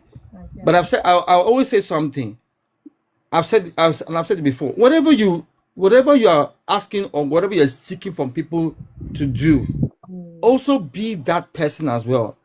What I've seen that sometimes people want a one-way relationship where they want to get help, but when it comes time for them to provide support, they are unwilling to do it. They're unwilling to step out, or they're not willing to um Reciprocate go the same. Yeah. yeah, or go out of the way from time to time to help other people. It always seems to be a one-way situation, or they think that they will never need help because quote unquote they feel they're secure. That's There's another something, one. there's something about illness. Like even if you are rich, if you get a sickness that Money will cannot. require you to be dependent on people, I've seen it. I've Hey. seen it. I There's a contract I had. That's the one that took me to tribunal. But one of the things I saw there, I met a elderly couple, and they never had children. They were very well to do, and then the husband got dementia, and the thing now began to progress to the point where this woman, even with the care and everything, they still needed other kind of support, and eventually they had to rely on their family members, the nieces, nephews, to come in and be providing that support. Honestly, And she said I remember her. She said that the saving grace that she said that saving grace was that they were always generous to their nieces and nephews when times were good. He said because when he was ill, even to know the money, everything, so that they will not have somebody only just defraud see. them. It took family members to help them with that, to help her with that situation. So, as I've heard someone, they said, may you not have something where that money cannot solve that problem. That's a dangerous place to be. And I've Hey. seen it.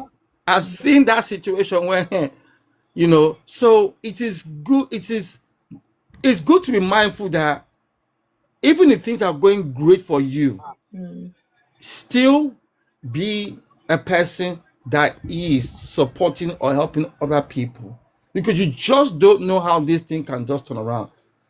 Life is imperfect. Even when you think it's going good, it can switch, and Christians are not exempt from problem in this life. the Oh, only no. the only saving grace is that we have Jesus. He said, be of good cheer, I've overcome the world. That means that there's nothing this world will throw at you that Jesus Christ has not already gone through, and he has overcome that situation. And so he can help us through that situation. He might not always bring you out to the way you think it should happen, but he will help you. And sometimes in doing that is also being a witness you are being a witness to other people about how Christ can endure life with you, not just give you victory. Sometimes, yes, he will give you victory, but it might not be the way you are looking at it. But illness in marriage, it requires that. I think illness in marriage is the number one way to know that love is long suffering. Yeah. Love is long suffering. And it's funny, that's the Long very first suffering. thing that God says, the scripture says about love. It is long. The world throws love as if it's some kind of feeling, but love is a decision. Love is an active In good times and bad thing. times. You know, if you look at the common factors of marriages that stay long, there's an endurance aspect to it. There's a part of them that recognizes that it could be any of us in this position. It could be any of us. So if you are strong today, praise God, but don't behave like, it can never happen to me. You just don't know. There's a famous celebrity. He went to Ghana and marry, and now he got very ill. And the madam said she can't be do carer. Now something happened to her, that her leg is something happened to her hip after she had left the husband though. Now she too needs support. And I was just looking at her, it didn't even take long before that she too now needed. Can you And I imagine? said, You told this man you left and said, I can't be doing care out. Now you two now need help. You two now need, and it's funny that there was another celebrity who stayed with her husband till he passed away and never left his side, and almost cost her career. She didn't care how much money she put. She said, no, I am going to be. And this is a very well-known celebrity in the UK, very beautiful celebrity. But when it came to her marriage, she did not play with it. She said no till the man passed away. She was by his side. So it's down to the individual. Some people can be quite oh, this is, I can't do this. Yeah, nobody wants to do it, but this is who you married. And that is what is required. It's not only when everything is good. Sometimes you just have to endure some difficulty. Hardship, yeah. Yeah, it's not, everybody wants soft life, sprinkle. I get it. But let me tell you, age will let you know. Even if you get sprinkle, soft life, everything, age will catch up with you. Your body is not going to be strong forever. This is not a perfect world. Your body will get older. We've seen people who in a part of their life everything was going great, and then they age, and then you're like, oh, I remember so and so person. You too, one day you be that so and so person as well. Don't worry, in time, age will catch up. Yeah. So illness in marriage is not. I think it will really show whether you really care about. I'll finish with this one. I remember being in a meeting for special needs parents, and because I'm a special needs, one of my sons is autistic, and I remember being in a meeting where they were talking about bereavement, and this man, he was married for over 60 years, and then his wife passed away. He had to look after her. He spent, I think, 15 years of the marriage looking after her because she became very ill, not only with dementia but some kind of physical illness where she was bedridden. And then the wife passed away. You think that this man, in my opinion, I think his wife has passed away, he should be happy now. This man went into depression because he was like, I don't know what to do my life for. Wow. It was sad that she passed away.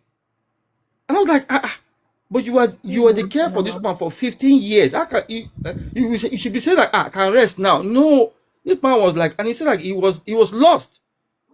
He was lost until he went for some bereavement counseling. He had to process the whole. He was lost that his whole life was his wife, and he was happy to be her carer. And I was like, wow, you mean there's some human beings like this? So it is possible. And I don't know if he's a Christian. I mean, I don't remember him mentioning it. And then one of my wife's very good colleagues from my workplace is a Muslim. The wife has passed away from cancer now. Is rich, maybe is 10 years. This man has refused to marry. They have begged him, they have brought him. He said no, that was the love of his life. Aww. The man have refused to. Even the children. I said, look, we are happy to. The man said no, and he's a Muslim. And this my wife's colleague would tell my wife that that the way their father loved their mother, hey, it's not even real. They don't even know it's real. That they feel like, is this guy a human being? That when their mother was sick, this man took time off from his work. He said even if he has to lose his job, he doesn't care. He was by her side till she passed away. Aww. So it is. They get to a point in your life, I know. This is the bone of my bone. This is the flesh of my flesh. You are truly one. And I think very few people get to that point in their marriage where they have now become one. And even if the person is ill, it won't change anything. They are there by their side. And then some people, it's an option. I'm tired, I can't do anymore. I'll find somebody else. You find somebody else, yes, but somebody else will come with a different package of problems. Nobody's problem free in this life. I'm telling you, I found that there is. You're exchanging problems because you leave. If it's not this, it's something else. So yeah, it will be something else. I can guarantee you, it will be something else. There's always you cannot escape problem. So for me, if you are married to somebody and they are ill, That is not, there's no biblical grounds for you to leave that marriage. None. Zero. That's just you saying you don't want to do anymore. But if you get to that point, then just cry to God. I mean, God can take anything. Just tell God, I'm tired, I can't do it again. And you will be shocked how God will just start giving you hope and a reason and an incentive to help you to bear. The last one I want to give is, there's someone I know personally, they never had any children. This is a Nigerian man. So this is Nigerian. I've done you Muslim. I've done you one I don't know whether it's Christian, but this was Nigerian man. So even Nigerian men, we have good Nigerian men. This man, they never had children in their marriage.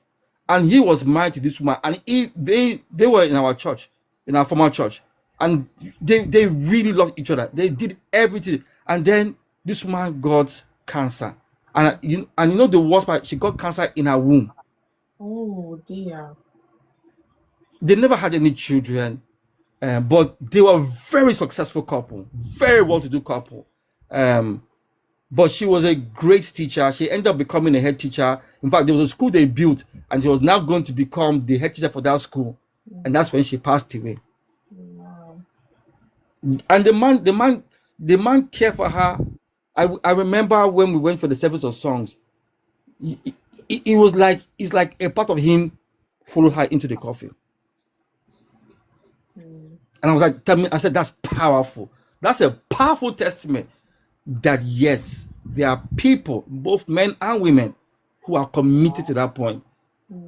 But there are men too. There might not be men, but there are men who are, they will not leave their wife even when she's ill. They will not leave their wife. They will be there to the end, you know. So yes, it's it does happen. And I've heard some sad stories about ones who left. I've seen quite a few that as soon as the wife was ill, they're like, I can't do it. And they checked out. In fact, I was even when I saw where he even joined a group of men where they even have side pieces. I'll leave with that. So my conclusion is, illness is never a grounds to leave your marriage. It is not a grounds. It is not your ground. And it's a great place to show love and support and care. And if you have children, it's a great place for them to see that in real time. Oh. Thank you. Thank you so much. It's a big topic. Again, I'm going to say here, if it's triggering for you, something, if you need to talk about it. Shan, sorry, I can hear you coughing there. Do you want to drink water? Do you want to drink some water? Please feel free to reach out if you need a space to process things, just a word of encouragement. Please feel free to reach out to me.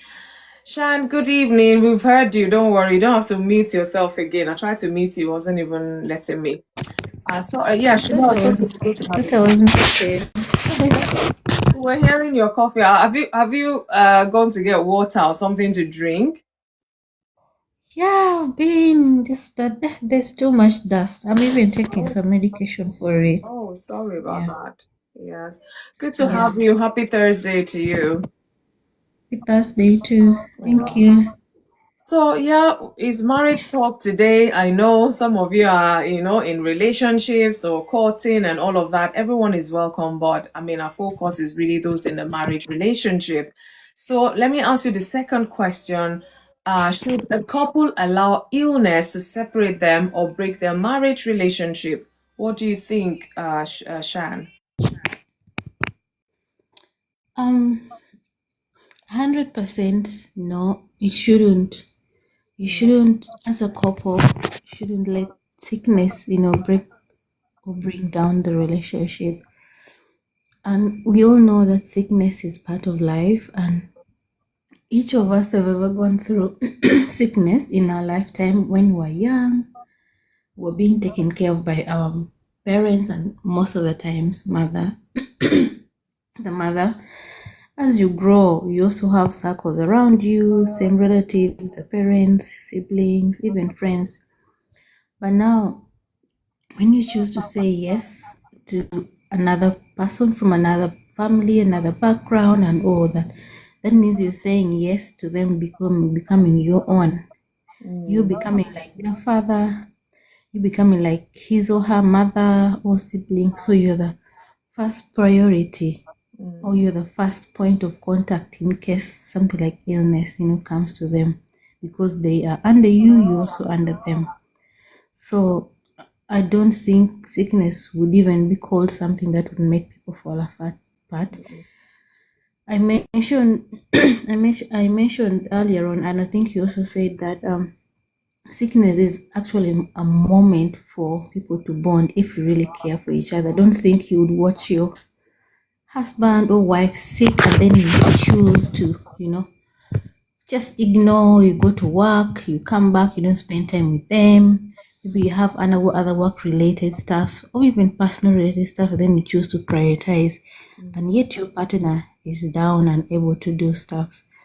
You might think you're going to delegate a lot of people, but I think I would feel more at ease knowing that my other rib is next to me, is watching over me. Even just a simple act of, you mentioned, even making breakfast, tea, even just passing water to me while I am in bed. It really counts a lot. And I've also seen around, even just myself, at times when I'm down, I'm sick, even just a friend coming to, just, it might not even be something huge, maybe even just buying food. I've ever been to the hospital, someone just buying food. That act, it means a lot. It means, it might be small, but someone, seeing you in that position, trying their best to dedicate time and being next to you, it really, really means a lot. So sickness is a moment for people to bond. You mentioned compassion. Compassion is all we need towards ourselves, but also towards people. So illness is a moment for people to bond, to even, practice the vows. I think when people are getting a wedding, you vow till death do us apart. So why would you let your partner suffer in bed, illness, sickness? You're not there for them. So it's a moment for you to even to practice what you mentioned when you're wedding, when what you swore with the Bible during your Sickness wedding and day. health. Yes, in sickness and health, regardless of the situation. At times, especially women, at times people like working class would even, get work leave. Some of them might. I've seen even some women, first of all, forget about their job. I have actually an auntie who even lost her job, to take care of the husband who had a critical illness. You see, those are sacrifices that, you as a man, even if maybe before you are sick, you're looking at her as somebody that's not important and all that. Can you imagine someone sacrificing her whole job, her whole life, because your job is like your life, just, to be there for you. And of course, that's what you signed up for as a woman, as a wife, as a husband. So you should do whatever it takes to make sure that you see that person get off that illness and be a better person. And of course, you mentioned an aspect of, sometimes, you get burned out, at times you're sitting next to your ill partner, then you're thinking, are they going to wake up? When are they going to get better? And especially some of us who are too emotional, we hate to see someone that we treasure in that state. And I actually like that point that you brought, that people usually ignore the mental state of the caregiver. Most times we even find that they even feel more sick. The only difference is that they're not able to lie in the sick bed. Yeah. But what is going on in their mind? Because the sick person has to see their strength. Like, if I am sick, I will draw more strength from my caretaker, and that is my husband or my wife. But now for you as a caretaker, you need to draw strength. But of course, no one has ever been in the hospital and never worried. You cannot be in the hospital 1 month, 2 months, and you think you're not going to think about everything. Most times, it's even negative. However much you try to be It's positive. mostly negative. Yes. So trying to balance that negative thoughts and the positive thoughts, Yeah, it's sleeping in hard. the hospital. I stayed in the hospital young as I was. I think in 2020, I was taking care of my grandfather with my uncle's wife, because my grandmother could not now stay in the hospital. She got scared, and that is also an aspect that people should really talk about. Having to be in the hospital like for the rest of your life, especially mothers. You've been there for your child, and then now your husband, and then other people, and all that. It becomes overwhelming, like becomes part of you. And dealing with that needs a lot of emotional and mental strength. And trust me, you cannot overly, be consistent when it comes to that. So most of the times you want to break down, but you can't break down in the face of the sick person. You even make them more weak, you know. And again, when it comes to being in the hospital, even worse, not even you just being with your partner, but then probably seeing other partners also, and theirs is not going well. Probably might think, okay, it could be. But you try to force yourself to be in that moment of positivity, telling yourself everything is going to be well. At the same time, you need to take care of the sick person, but also take care of yourself. You need to be eating, you need to be. There's a lot. So it requires a lot. And I think, as you mentioned, that should be a moment for you to tell yourself, you know what? This is what you signed up for, and I'm going to be there for you. You're going to be there for me regardless. And we're going to, get over this. So I think illness, most people don't think it, but it's the only moment that even if you had quarrels, like, because when someone is ill, you're not going to bring whatsoever. You're actually going to first lay down those tools, those anger or whatsoever, because again, you cannot take care of a sick person when you have anger, when you have, even if you've been going through issues, you need to first put them down and just throw them away. Make sure that you're all positive. And because I think my grandmother once told me that when you take care of a sick person, if you have and you've been having issues with the person, first pray over it and make sure that you break that. Because if you keep holding on it, that person won't, easily lose and heal from whatever illness or sickness. So can you imagine, for God, this person has been annoying you, you have deep-heated anger with the person, and then you have to first start let go of the anger that person caused you, the issue you've been having, and then you get back to your normal self so that you take good care of that person emotionally, spiritually. It takes a lot and requires a lot. And I think in that moment, first of all, even thinking of letting go of the issues you had, you're even letting go of the issue. Because I don't think after taking care of the person in the hospital, the person gets healed, and then you go back to again the issue, then you start quarreling. I I mean, think that illness is also you will learn through caring for such a person. You will learn exactly. patience. Oh dear. Exactly.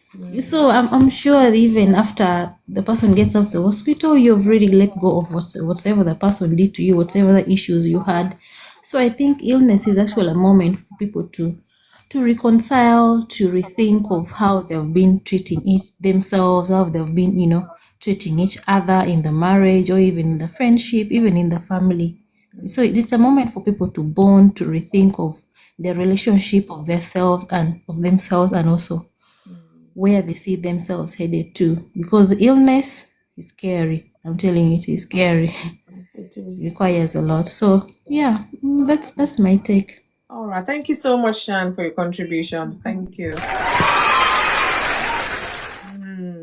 You will learn patience, you will learn a lot of things in the process. Mati, this is a big time in my life. Okay. Okay, we'll get to you shortly. W. Elder Kenneth, good evening. I hope you are good. Thank you so much for joining in today. Good evening, everyone. Good evening, those on comment section and those on the bus. Thank you. Happy Ooh, Thursday to you, sir. same here.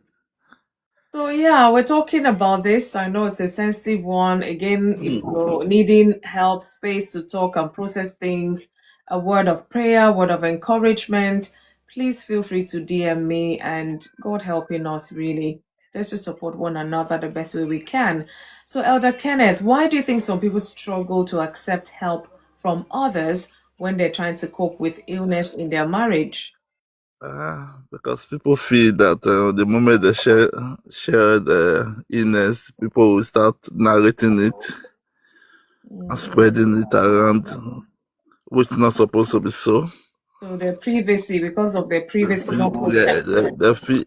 they feel like the moment they share it to them, then the moment and they start hearing whatever they say to them, because it do happen. I've seen a lot whereby somebody will say, "Oh, this is what is wrong with me." The next thing, you call that person your best friend, you don't know that you have another bestie. So Wow. he keep be the one sharing it. Bestie's got a bestie. Yeah, so that is why you see a lot of people don't share their illness Okay. to evil friends, even to the extent of some family member. They don't let them know, because the moment they know, It's the quite feed is sensitive. gonna narrate it to the rest ones, not in a better form, not in a way that will bring solution, but the way of mockery. To them, at the end, they will feel sad, which is not supposed to be so. Something like this is something that you're supposed to keep private and begin to find solution to it. That is why I feel that people don't share. But it's good when things like this is going on. It's good you share it out so that there can be solution and there can be help as well. It's not good for you to keep it silent or hide it for yourself, because this is an earth matter we're talking about. So for my own, I feel when I feel sick, because I don't, of the truth, before I don't like going to the hospital. I don't like doing tests. So the moment I felt sick, I feel that the only person that called the ambulance on me back then, there was my wife. She said, "Oh, no, this is enough. I cannot bear it anymore." So she have to call the ambulance. That's to show that somebody is there for you. But some people are dying silently. They won't say it even to the colleague or to the anybody around them. They won't share. They won't share it. They prepare. That is why you see at times you just all of a sudden you wake up. They say, "Oh, this person passed on in the sleep." That thing has been paining that person. That person has been feeling that pain or that symptom. But the problem, he don't know how to say, "Oh, please, can you help me to call the ambulance?" So in my own They case, want to go to doctors. They wouldn't even yeah, want to. Oh my dear. own case, my wife look at me and say, "Oh, this is more than me. Oh, she have to call the ambulance." I say, "Oh, what are you calling the ambulance for?" But the moment when they call, they did not even see vein in my body to over fizz drip. That's the time it was serious. And I was just there. I thought I feel it's a normal fever, normal typhoid, but it's not like that. So it's good to share your illness, whatever that you are going through. Share it to somebody, or somebody that you know that Trust. this days they don't even trust anybody anymore. Somebody that you know that can call emergency for you, or that can help you, or can take you to the hospital, or the next place that you need to go for you to get the necessary help required that you need. So people find it difficult of it too. People find it difficult all over the world, but it's not a good thing for you to be hiding. So people find it difficult. It's not this thing has been something that a lot of people are going through it. For them to say, "Oh, let me just say to somebody, a problem share can solve instantly." In the sense that, "Oh, I feel pain in this. Do you know any medication, or do you know anybody only doctor that you can recommend me to?" By so doing, you have shared out, and you can save life like that. Yeah. But keeping it to yourself, it will not solve you, bring any progress, and it won't bring any help to you. At the end of the day, you hear that, "Oh, this person has just passed on this," but I wish you share it early, in the early stage. At least I think there can be a solution. So people find it difficult of a truth to share the health problem to someone around them, Yeah. even to the extent couple at times they do even hide it. whatever they are going through. They know, oh, this is the report that the doctor said. They won't sell it to the partner. Not until he get to a stage. I've seen someone like that. He have to bring. He say, I find this medication. This is something that my wife has been taking, without not letting the husband know. Wow. So it's just like that. That's serious. I mean, Yeah. when Of a when truth. when a couple is finding hard to tell a third party, imagine her husband being afraid of telling the wife, or afraid to tell the husband. That's even worse. Yeah, that's what we're saying. People feel they don't because they don't know how the other party may feel or how, what is going to say. But it's good you just say it that, oh, I went to the GP today, or I went to the doctor today. This is what they say. You know? By so doing, at least you know that somebody got your back in case it's anything that is going on. Oh, you know that, oh, this is what he said to me, and this is what was the last test, and this is what the last result. This is what the doctor say the last time they visit the doctor. You know, but keeping it to yourself is not going to solve anything, and it's not going to help. So everyone, we need to ask that one person. It can be your spouse. It can be somebody in your family that you know you can really trust, and you can really tell whatever that you are going through or how you are feeling. For you keeping it to yourself. Yeah, it's a lot. Okay. Thank you, sir, for your contribution. I'm mindful of the time, so that's why I'm just giving everybody one question. All right. Yeah. Well, Yeah, thank you yeah. so much. I appreciate your contributions. Thank you. I mean, imagine the days of COVID. I don't know if anyone on this channel or live now had COVID or knew someone or their spouse had COVID. I remembered the early days, people who had it, they didn't want to share with anyone. You know, fine. If for anything your phone rings and they're like, I hope you guys are okay. Even if somebody had COVID and nobody will say, somebody in this house have COVID. Everybody kind of hiding it to themselves. You know, the reason why this came to mind was when Elder Kenneth, you just talking, I remembered we were in, when both me and my husband, we had, you know, that first set of COVID. Oh my goodness, it was bad. That one that in no time you can't feel any taste and all of that. And I remembered one of our friends, I think the week before we caught it, he was sharing with my husband, you know, you will not believe I've been in hospital for some time or whatever. He said, hey, even the people you know, everybody, because that COVID did not respect anybody at all. So, and his wife happens to be a pharmacist, you know, and after a while he went back home. I think he was on oxygen for some time and all of that. So he went back home and recovered, you know. And then the week after or thereabout, I don't know whether it was me that caught it first or my husband, which I caught the thing.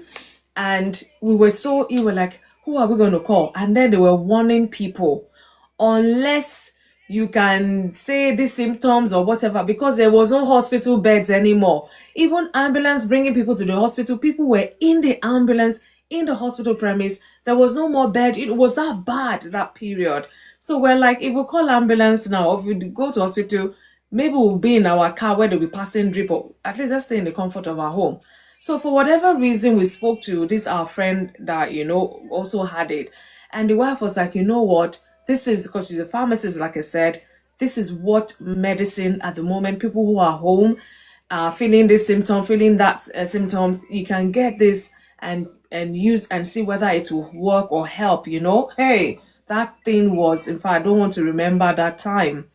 And then it was my son. We're like, Harry, look, our friend just gave us this. Okay, go to pharmacy. The boy was going from one pharmacy to another looking for this. I can't remember the name, you know, looking for that medicine. And when he brought it, truly, by the end of that day, we took it. By the end of that day, we were able to even eat something, you know, we were able to eat. I couldn't taste, you know, on that first day, I started taking that medicine, but after like a couple of 3 days, I actually smelled my air freshener. Say, I can perceive it's a lot, you know. So it did help. Imagine we just kept it. We're suffering there, you know. We can't go to hospital. We're just there, and all of that. So I know sometimes you don't want to tell everybody your business, but you should have some trusted people, I mean, who can help you, even if it's to come cook and come and drop at your doorstep. You not believe on Christmas Day of that year, was it 2019 or was it 2020? On Christmas Day, I didn't know what my children ate. Apparently, their brother had ordered maybe McDonald's or something for them to eat because I did not even know where I was, let alone talk about cooking different meals like I would normally.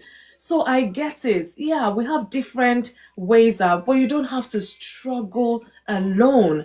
You don't have to, sometimes you don't know the strength you have at your immediate friends, family. You just have to know the people you surround yourself with, because the time will come, no man is an island, no couple is an island. You will need somebody.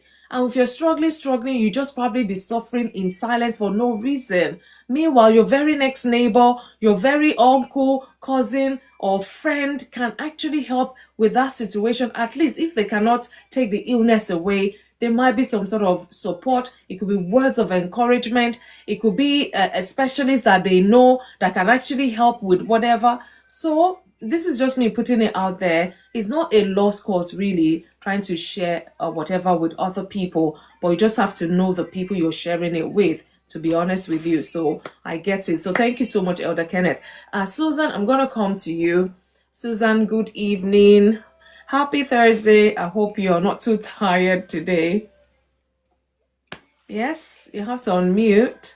I hope she's not sleeping now. Okay, I'm gonna have to move on because of time. Susan, are you there, or do you want me to carry on? Okay, Sean, good evening. I hope you're good. Happy Thursday to you. Okay. Sean, good evening. As well, muted. You have to unmute, in case you guys have forgotten. You have to unmute so that we can hear you. Or otherwise, I'm going to go to Shamil. Okay, Shamil, good evening. Thanks again. Twice in a week. My goodness, it's my blessed week, isn't it? I feel so blessed right now having you on Monday and you're here again on Thursday. Hey, wonders will never cease. Hallelujah. Hallelujah. Good evening to you. Happy Thursday. Yeah. How's everything? We bless God. Thank God. And how are you too? Oh, cool.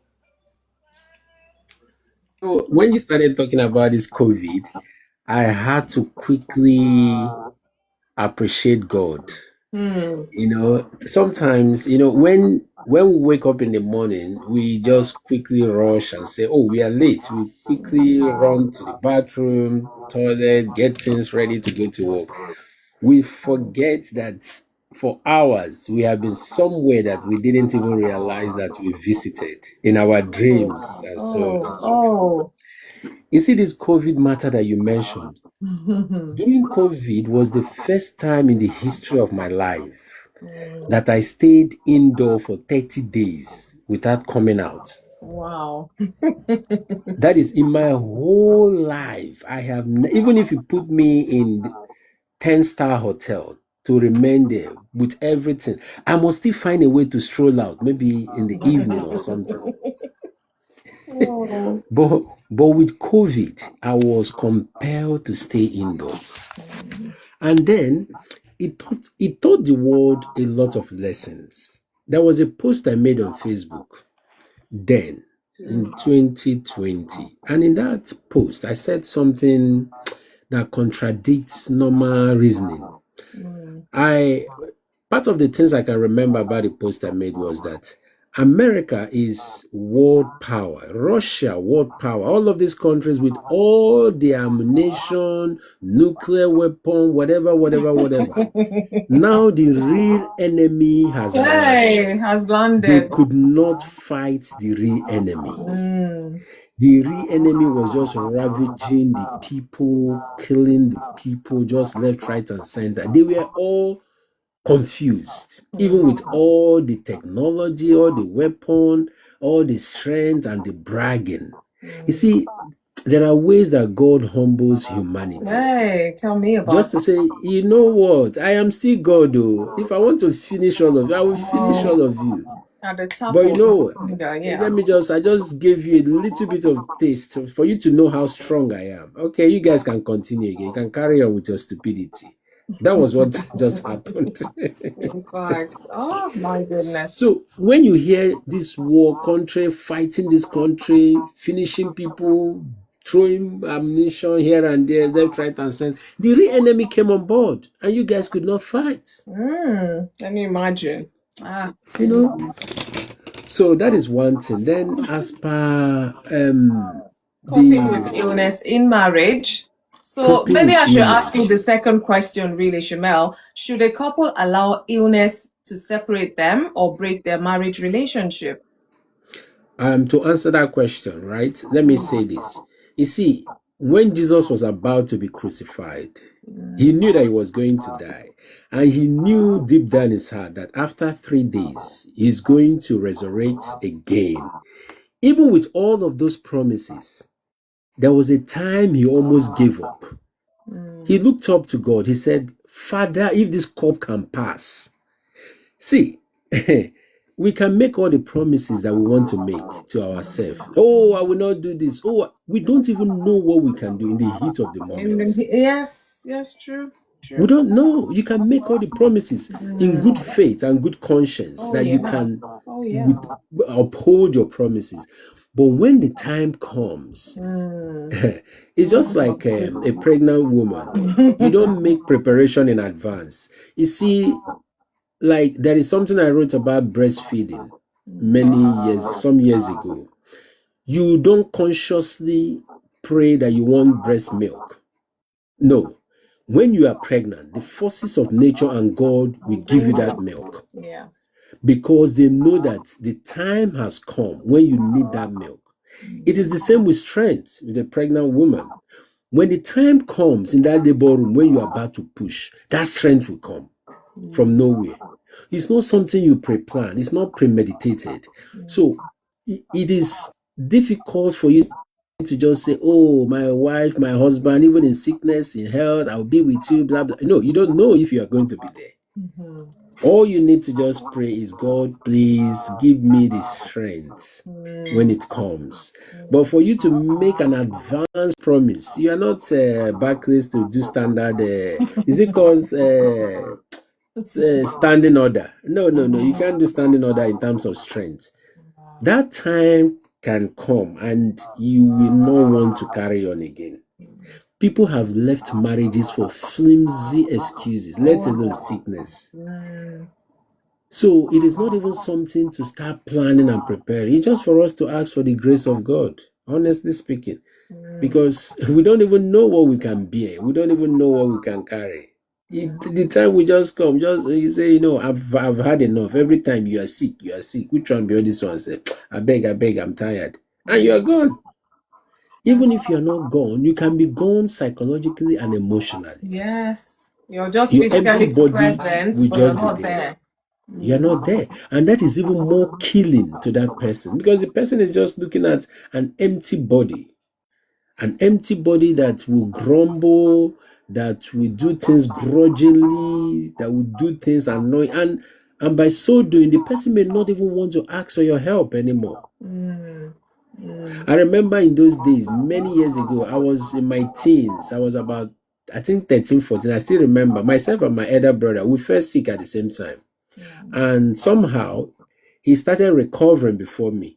So the moment he started recovering, I started sending him around, like, can you get me this? Can you get me? You know what he did one day? He said, me, I never wear finish, I beg. I still sick. I won't forget that. So you may be thinking that you can cope until that moment. So it's just for God to give us the grace, honestly speaking, but personally speaking, from a human perspective, I don't think it is enough reason for you to back out. After all, you made a promise, you made a vow. And these days, people just make that vow because the pastor said you should say it. It's not like it's a normal. If you don't say it, imagine, do you think that if you don't say that verse or that line, they will allow you complete the wedding? They will not allow you. So therefore, you have to say it. to finish the wedding. Even whether you mean it, whether you don't mean it, you have to say it. And you can argue that it didn't come from your mind. That you were reading from the script. You were speaking under duress. Under duress. Oh, goodness me.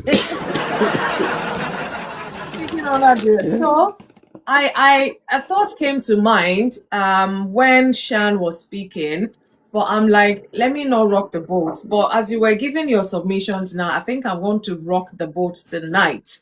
So the question that I asked you especially is, should a couple allow illness to separate them or break their marriage relationship? So for example, now, a couple, husband and wife, living life, doing life, everybody okay, health-wise and all, life started happening, and one of them went out of their matrimonial home and contracted HIV or AIDS, whichever one, and without knowing, and brought this onto the house, the family. So let's say the spouse did not even catch it, but now they discover this person has got HIV, okay? A sickness which is going to be managed for life or whatever. So this sickness has come about as a result of infidelity, for example. Should this couple still allow this illness to separate or break their marriage? Let's look at it from this perspective. All right, I'm going to be very practical because I'm a realist. Yeah, go on. If that happens, personally speaking, they need to exercise 100% caution, no sentiment. Whatever they want to do going forward has to be protected, massively protected. If the other guy doesn't want to accept that protection, by all means, they should find a way to stay apart. Nobody should risk their life for nobody should die for anybody. Jesus Christ has already died for everybody. I hear you.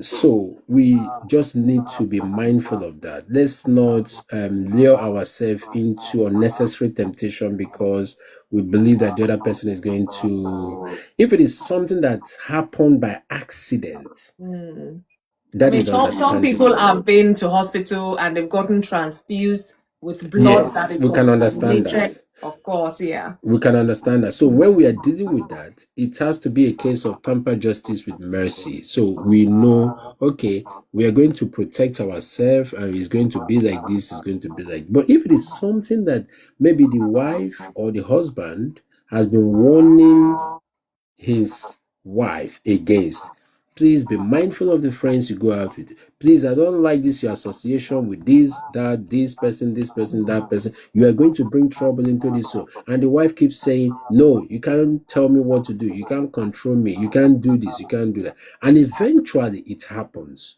I'm sorry to say, if that man doesn't feel confident and happy to go on at that level with her again, they can still be married, but he should find a way to sort himself out. I'm sorry. Oh, okay. Then if that happens the other way around, well, all well and good, she should find a way to sort herself out. Because at the end of the day, I remember one of the turning points for me in this life was when I went for my mother's funeral. I don't think anybody in this world loves their mother more than me, the way I love my mom. I saw my mom lying in state, and with all the love I have for my mom, I did not volunteer to go into the ground with her. Wow. She went in all by herself. So if that could happen, I don't think anybody should risk their life for anybody. It's not worth it. Especially when there has been a warning. Still, some might be willing to do that. Well, not risk their life, but still stay in the relationship. That's what I mean. Yes, you can stay, but be cautious. It's not a case of, because one day lose guard. If you lose guard one day, that is it. True. I'm sorry to say, because it could be anybody. If you lose guard one day and say, you know what, let me just risk it. After all, we signed for better, for worse. That particular risk could lead to your end. Unless you two want to end up taking the same medication for the rest of your life. Then you can risk it and nothing. You just move on. But it is or not perhaps ideal. they've even caught it already, and now both of them have this. What's the point Aha, of equation balance. what's the point of going that anywhere? is Maybe. that is where the Bible will now be complete, for better, for worse, in sickness and in health. Seriously. I mean, these things do happen. That's why I said I want to shake and rock the boat, because No, sometimes it's a good it may appear question. that we're talking safe, because these are people's reality sometimes, really. It's a good question, because we are not going to, life has really changed. I'm not saying people should not sacrifice or be there for the other person. And that is why, as couples, you two need to talk, have a discussion, engage, discuss, even quarrel. Yeah. Not that kind of negative quarrel, positive quarrel, because sometimes when you have a little bit of misunderstanding, it's a little bit of shake up. When you have a little bit of shake up, you say things that the other person you don't really like about the other person. The other person too will say some things that they don't like about you, and it gives you the opportunity to improve. But if every time it's always laughter, smile, laughter, smile, laughter, smile, laughter, smile, you don't get to know your weakness. People cannot consciously tell you your weakness in times of laughter. The only time you get to know your weakness is in times of exchange, verbal exchange. Yeah. Not like to the one that will lead to the marriage breakup, but sometimes you just say some things. Because I think I also have this perception about friendship, that a lot of times good friends tend to keep secret from you. They don't want to hurt you. They don't want you to feel bad. Therefore, they keep important things away from you so you don't feel bad. But you see, your enemy will so yab you to a point. If you are wise, you pick things from what your enemy is saying and use it for your own good. Just like this Yoruba proverb. This Yoruba proverb that says, it is only somebody that loves you will tell you that your breath stinks. But in the real context, somebody that really loves you may not possibly tell you the way your enemy will tell. Your enemy will tell you, I beg, your mouth is smell. Just like that, anyhow. Just like that, anyhow. And that will prompt you to do something about it. But when you ask your friend the same thing, please be honest with me. No, not really. No, no. Maybe that time you were fasting, or something. They will be looking for excuse for you. But your enemy will tell you, your breast, I beg, come out from my side. I beg, your mouth is smell. Yeah. And that day, from that very day, you go and do something about it. So that's how it should be sometimes, But all the same, we just have to be careful, because living with such is not psychologically, in fact, if you have something like that, you will not even have the zeal anymore. The zeal will just naturally die. It will quench that connection, the fire, and a lot of things. Yeah. It will affect you. It will affect you. So we try our best not to fall victim. God helping us. For you're in a marriage relationship, you will not think. Nobody ever goes into marriage thinking all these negative experiences that is beyond your control, you'll have to go through. So it's how we now manage them, because these things are complicated. Problems will come. Can be That's normal thing. complicated. Problems will come. The cocoa is prepare for solution. Don't think problem will not come. Problem will always come. It will take different shapes, different forms, but bear in mind that whatever problem comes your way, your own is to find a solution to make sure the marriage and the family stand still. So, people have different mindsets before they go into marriage. Some will say, make I enter. If it works, fine. If it doesn't work, I find my way. So when you have the mindset of if it works, fine. If it doesn't work, I find my way. It's a case of, let me use this analogy now so that I'll bring it closer home. You have a pilot in the plane on board, and every pilot will have as a co-pilot, right? Good. So now, this co-pilot, obviously they will have passengers, all seated, flying. So these pilots and co-pilots are husbands and wife, the husband and wife. Now imagine that these two people, they have parachutes. Now the job of the parachute is to help the pilots escape death if anything happens, isn't it? Yeah. So in a case of the slightest turbulence, what do you think would be the first temptation? Of course, to use it. They'll use the parachute and just get off the aircraft. And what will happen if they leave the aircraft? It will crash and everybody will go. But when there is no parachute, you know that if anything happens to that plane, everybody's going, nobody's escaping. Of course. You will find a way to make the plane stabilize and meet air. If there is turbulence, you will balance it. You will tell the passengers, oh, hello, passengers, you people should not panic. We are managing it. We are handling it well. Even though you experience some shaky here and there, we are on it. We are doing our best. Don't worry. You understand? They will manage it. They will find a solution. So in a lot of marriages these days, the man is coming in with a parachute. The woman is coming with a parachute.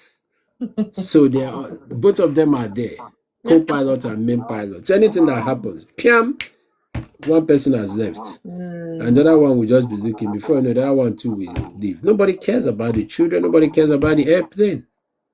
And that is why we have so many dysfunctionalities in our society. That's a big topic altogether. Indeed. Okay, before you go, Shema, let me ask you the first question as well. Why do some people struggle to accept help from others when they're trying to cope with illness in their marriage? Obviously because of what people will say. I see you. Everybody is afraid of what people will say. You know, sometimes people will help you, then ridicule you behind your back. Yeah. However, like personally, I would tell people, if you are drowning at sea and somebody is there to help you, I'm sure if the person is even telling you 100 million to save you, even if you don't have up to 1,000 naira in your account, you will say, just come and save me if I'll pay you. Then when you come out from that sea, you now ask the person, say, Haba, where you want to make us see 100 million? So that is how it is. When it comes to sickness, it's not something to joke around with. And again, people don't want to be categorized as, there's a way you tell somebody your problem. And they don't have a solution. And they tell you, oh, sorry, I wish I would have helped. It will kill something in you. The morale. And for you to go ask the next person will become a problem. And by so doing, you just lose hope that you've asked Mr. A, you've asked Mr. B, you've asked Mr. C, and that's it. You just give up. You don't want to ask anymore. And that is how it works. And it's not like people don't want to ask for help. Nowadays, people just think, oh, anytime anybody reaches out to you, it is because of financial assistance. So even when they try to reach out to you on phone, you see their missed call, hello, bros, this, that, you know straight away that it's about money. And a lot of people are shy about those things. So it's a combination of factors like shyness, like me as a person. Any day I ask you for money, even if you don't have, go and borrow and give me. Because I don't ask for help easily like that. Okay. So if I summon the courage to ask, just know that I'm about to go. It's quarter to go. So people like us now. So take notes. Any day I reach out to you. Okay. Let's hope me too. I still have coins left in my. Okay, okay, I So get that's why I you. pray very strongly that God, please, if there is anything you can do for me, I don't want to find myself in a situation where I'll be a burden to anybody. God, please. That's my prayer every morning. Wow, wow. Thank God. Thank you so much, Emel. Thank you. You're welcome. Wow, I don't know if anyone in the box, maybe it's going to be an early night, because considering the topic we're discussing tonight, we're talking about coping with illness in a marriage relationship. And there's so many dynamics to, that illness coming in the first place. A lot of cancer these days, some cancer, they don't even have a name. They just say cancer, some sort of cancer, some sort of health challenges, diabetes, high blood pressure, low blood pressure, even all sorts. Also, some people, they've been okay for the 40 something years of their life, and at 45 they're telling them there's something wrong with their blood. Maybe they need blood thinners now. All sorts can come, maybe as a result of age, as a result of environment, a whole lot of things. I remember, I think I shared here, a friend of mine who was on a wheelchair because they could barely stand and walk by themselves. And one time they planned they were going to go to Jamaica because that's where they're from. They went to Jamaica for about maybe 3 months. And by the time this person came back, they didn't have to use their walk stick, they didn't have to use their wheelchair. They were lacking some hot sun, really, for that lengthy period of time, and the good natural food they were eating and all of that. And it was like a miracle. And then give them back in the UK, living life, cold weather, hot weather, all of that. And all of a sudden, we saw the sick come back. And I'm like, hey, Lord will have to help with this illness, And I get it. Sometimes it's a struggle to ask for help. It's a struggle because you've asked one person, they don't want to, they're like, anything sickness, would I catch it? That's one thing that will come to their mind. If I want to help this person, would I catch what they have? In fact, they don't even want to think about it, so they will be far out. The moment you say you need help or you have this, is as good as saying goodbye forever. Some people are like that, and they will show it in their action. And when you see that for the first person, second person, you wouldn't even have the courage to approach the third person, which I get. So some people might struggle with that. And I think maybe it was Elder Kenneth who says some people, it could be their upbringing, they find it hard to ask people for help naturally, how much more when they're ill. A friend was sharing like 3 months ago of their colleague, they saw their car. People were wondering, is this person, they haven't seen them in the office. And one of the boss decided to go and check on them. By the time they got to the door, they could perceive something. This person has passed maybe 2 days already or three, in their home because they lived alone. So a whole lot of issues can happen. But let's surround ourselves with good people we can rely on, people we can trust. I know people do change. However, we should still have hope in people. People will disappoint you, people will encourage you, people will fight you, people will love you, people will be people, but it's now on us to make sure at least we surround ourselves with the right people for us. And God helping you when you're faced with such challenge, they will be there to rally around you and support you and be there for you whilst you're going through this tough time. So, on that note, I think we're going to end our discussion, but I have a puzzle for us today. It's a riddle, so we don't have to bite our tongues for too long. All these people dropping off. I don't know why you guys are dropping off already. Debbie, do you want to come up? Naomi, thank you so much for stopping by. I know you said you're passing through. Thank you for the gifts as well. So God will continue to help us. I believe strongly that it depends really on how this illness had come about. Sometimes you have to think about that because you don't want to put your life at risk. If you die, is it going to heal that person? So you might have to look after yourself. And the struggling bit, we've talked about it. As a husband and wife, we go into marriage, you don't know what life is going to bring your way, but trust the God of your marriage, the God who created that marriage institution. There will be challenges, tough times, good times, bad times, ugly times, difficult times. But you need to make sure you're communicating with one another, you're patient with one another, you're understanding of one another. Above all, pray for one another because nobody's perfect. Pray for one another for God to uphold you, strengthen you. To the person that is ill, we'll pray God will continue to lift your spirit. To the person looking after the ill one, the caregiver, will pray that God will give you strength so you don't burn out. And together in that situation, the Lord will uphold the two of you. That is our prayer from inside to you this evening. The Lord will continue to keep you all. So thank you so much for making that discussion quite interesting. We try to, up it a bit and scatter stuff here and there because it's people's reality, to be honest with you. There's several ways illness can come to that relationship. However, let God guide you through whatever decision you decide to make.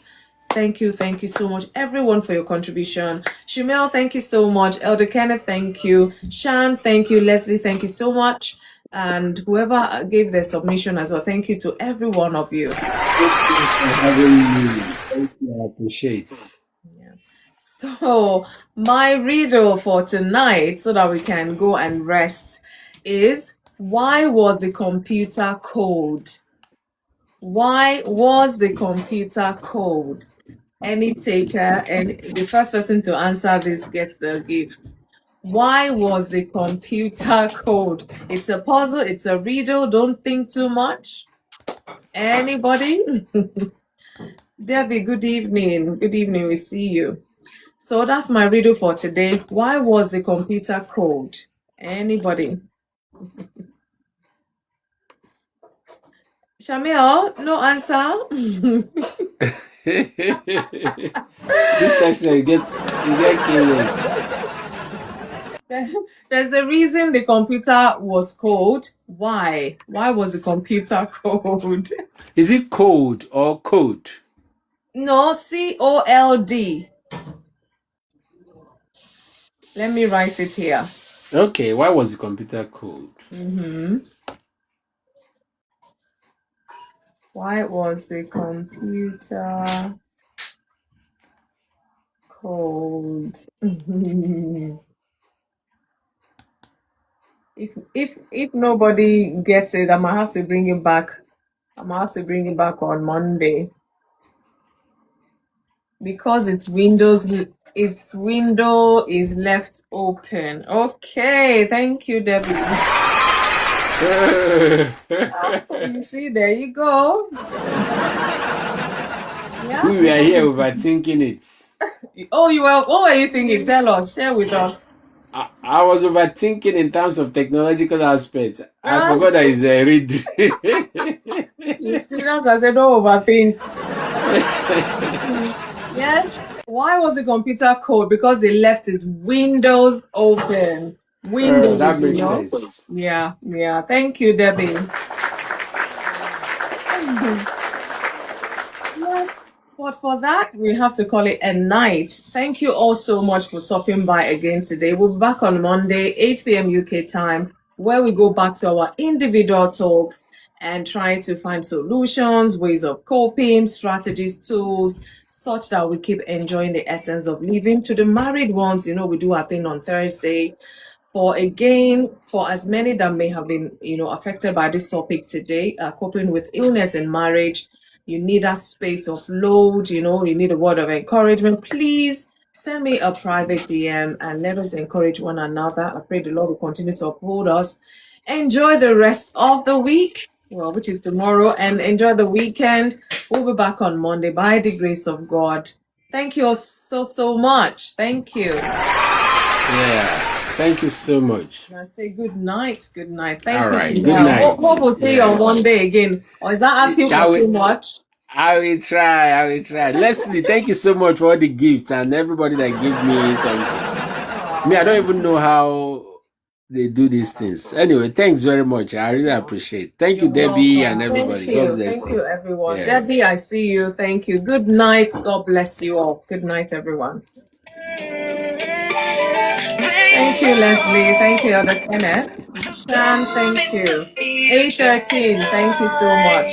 Dr. David, thank you. Darit, I see you.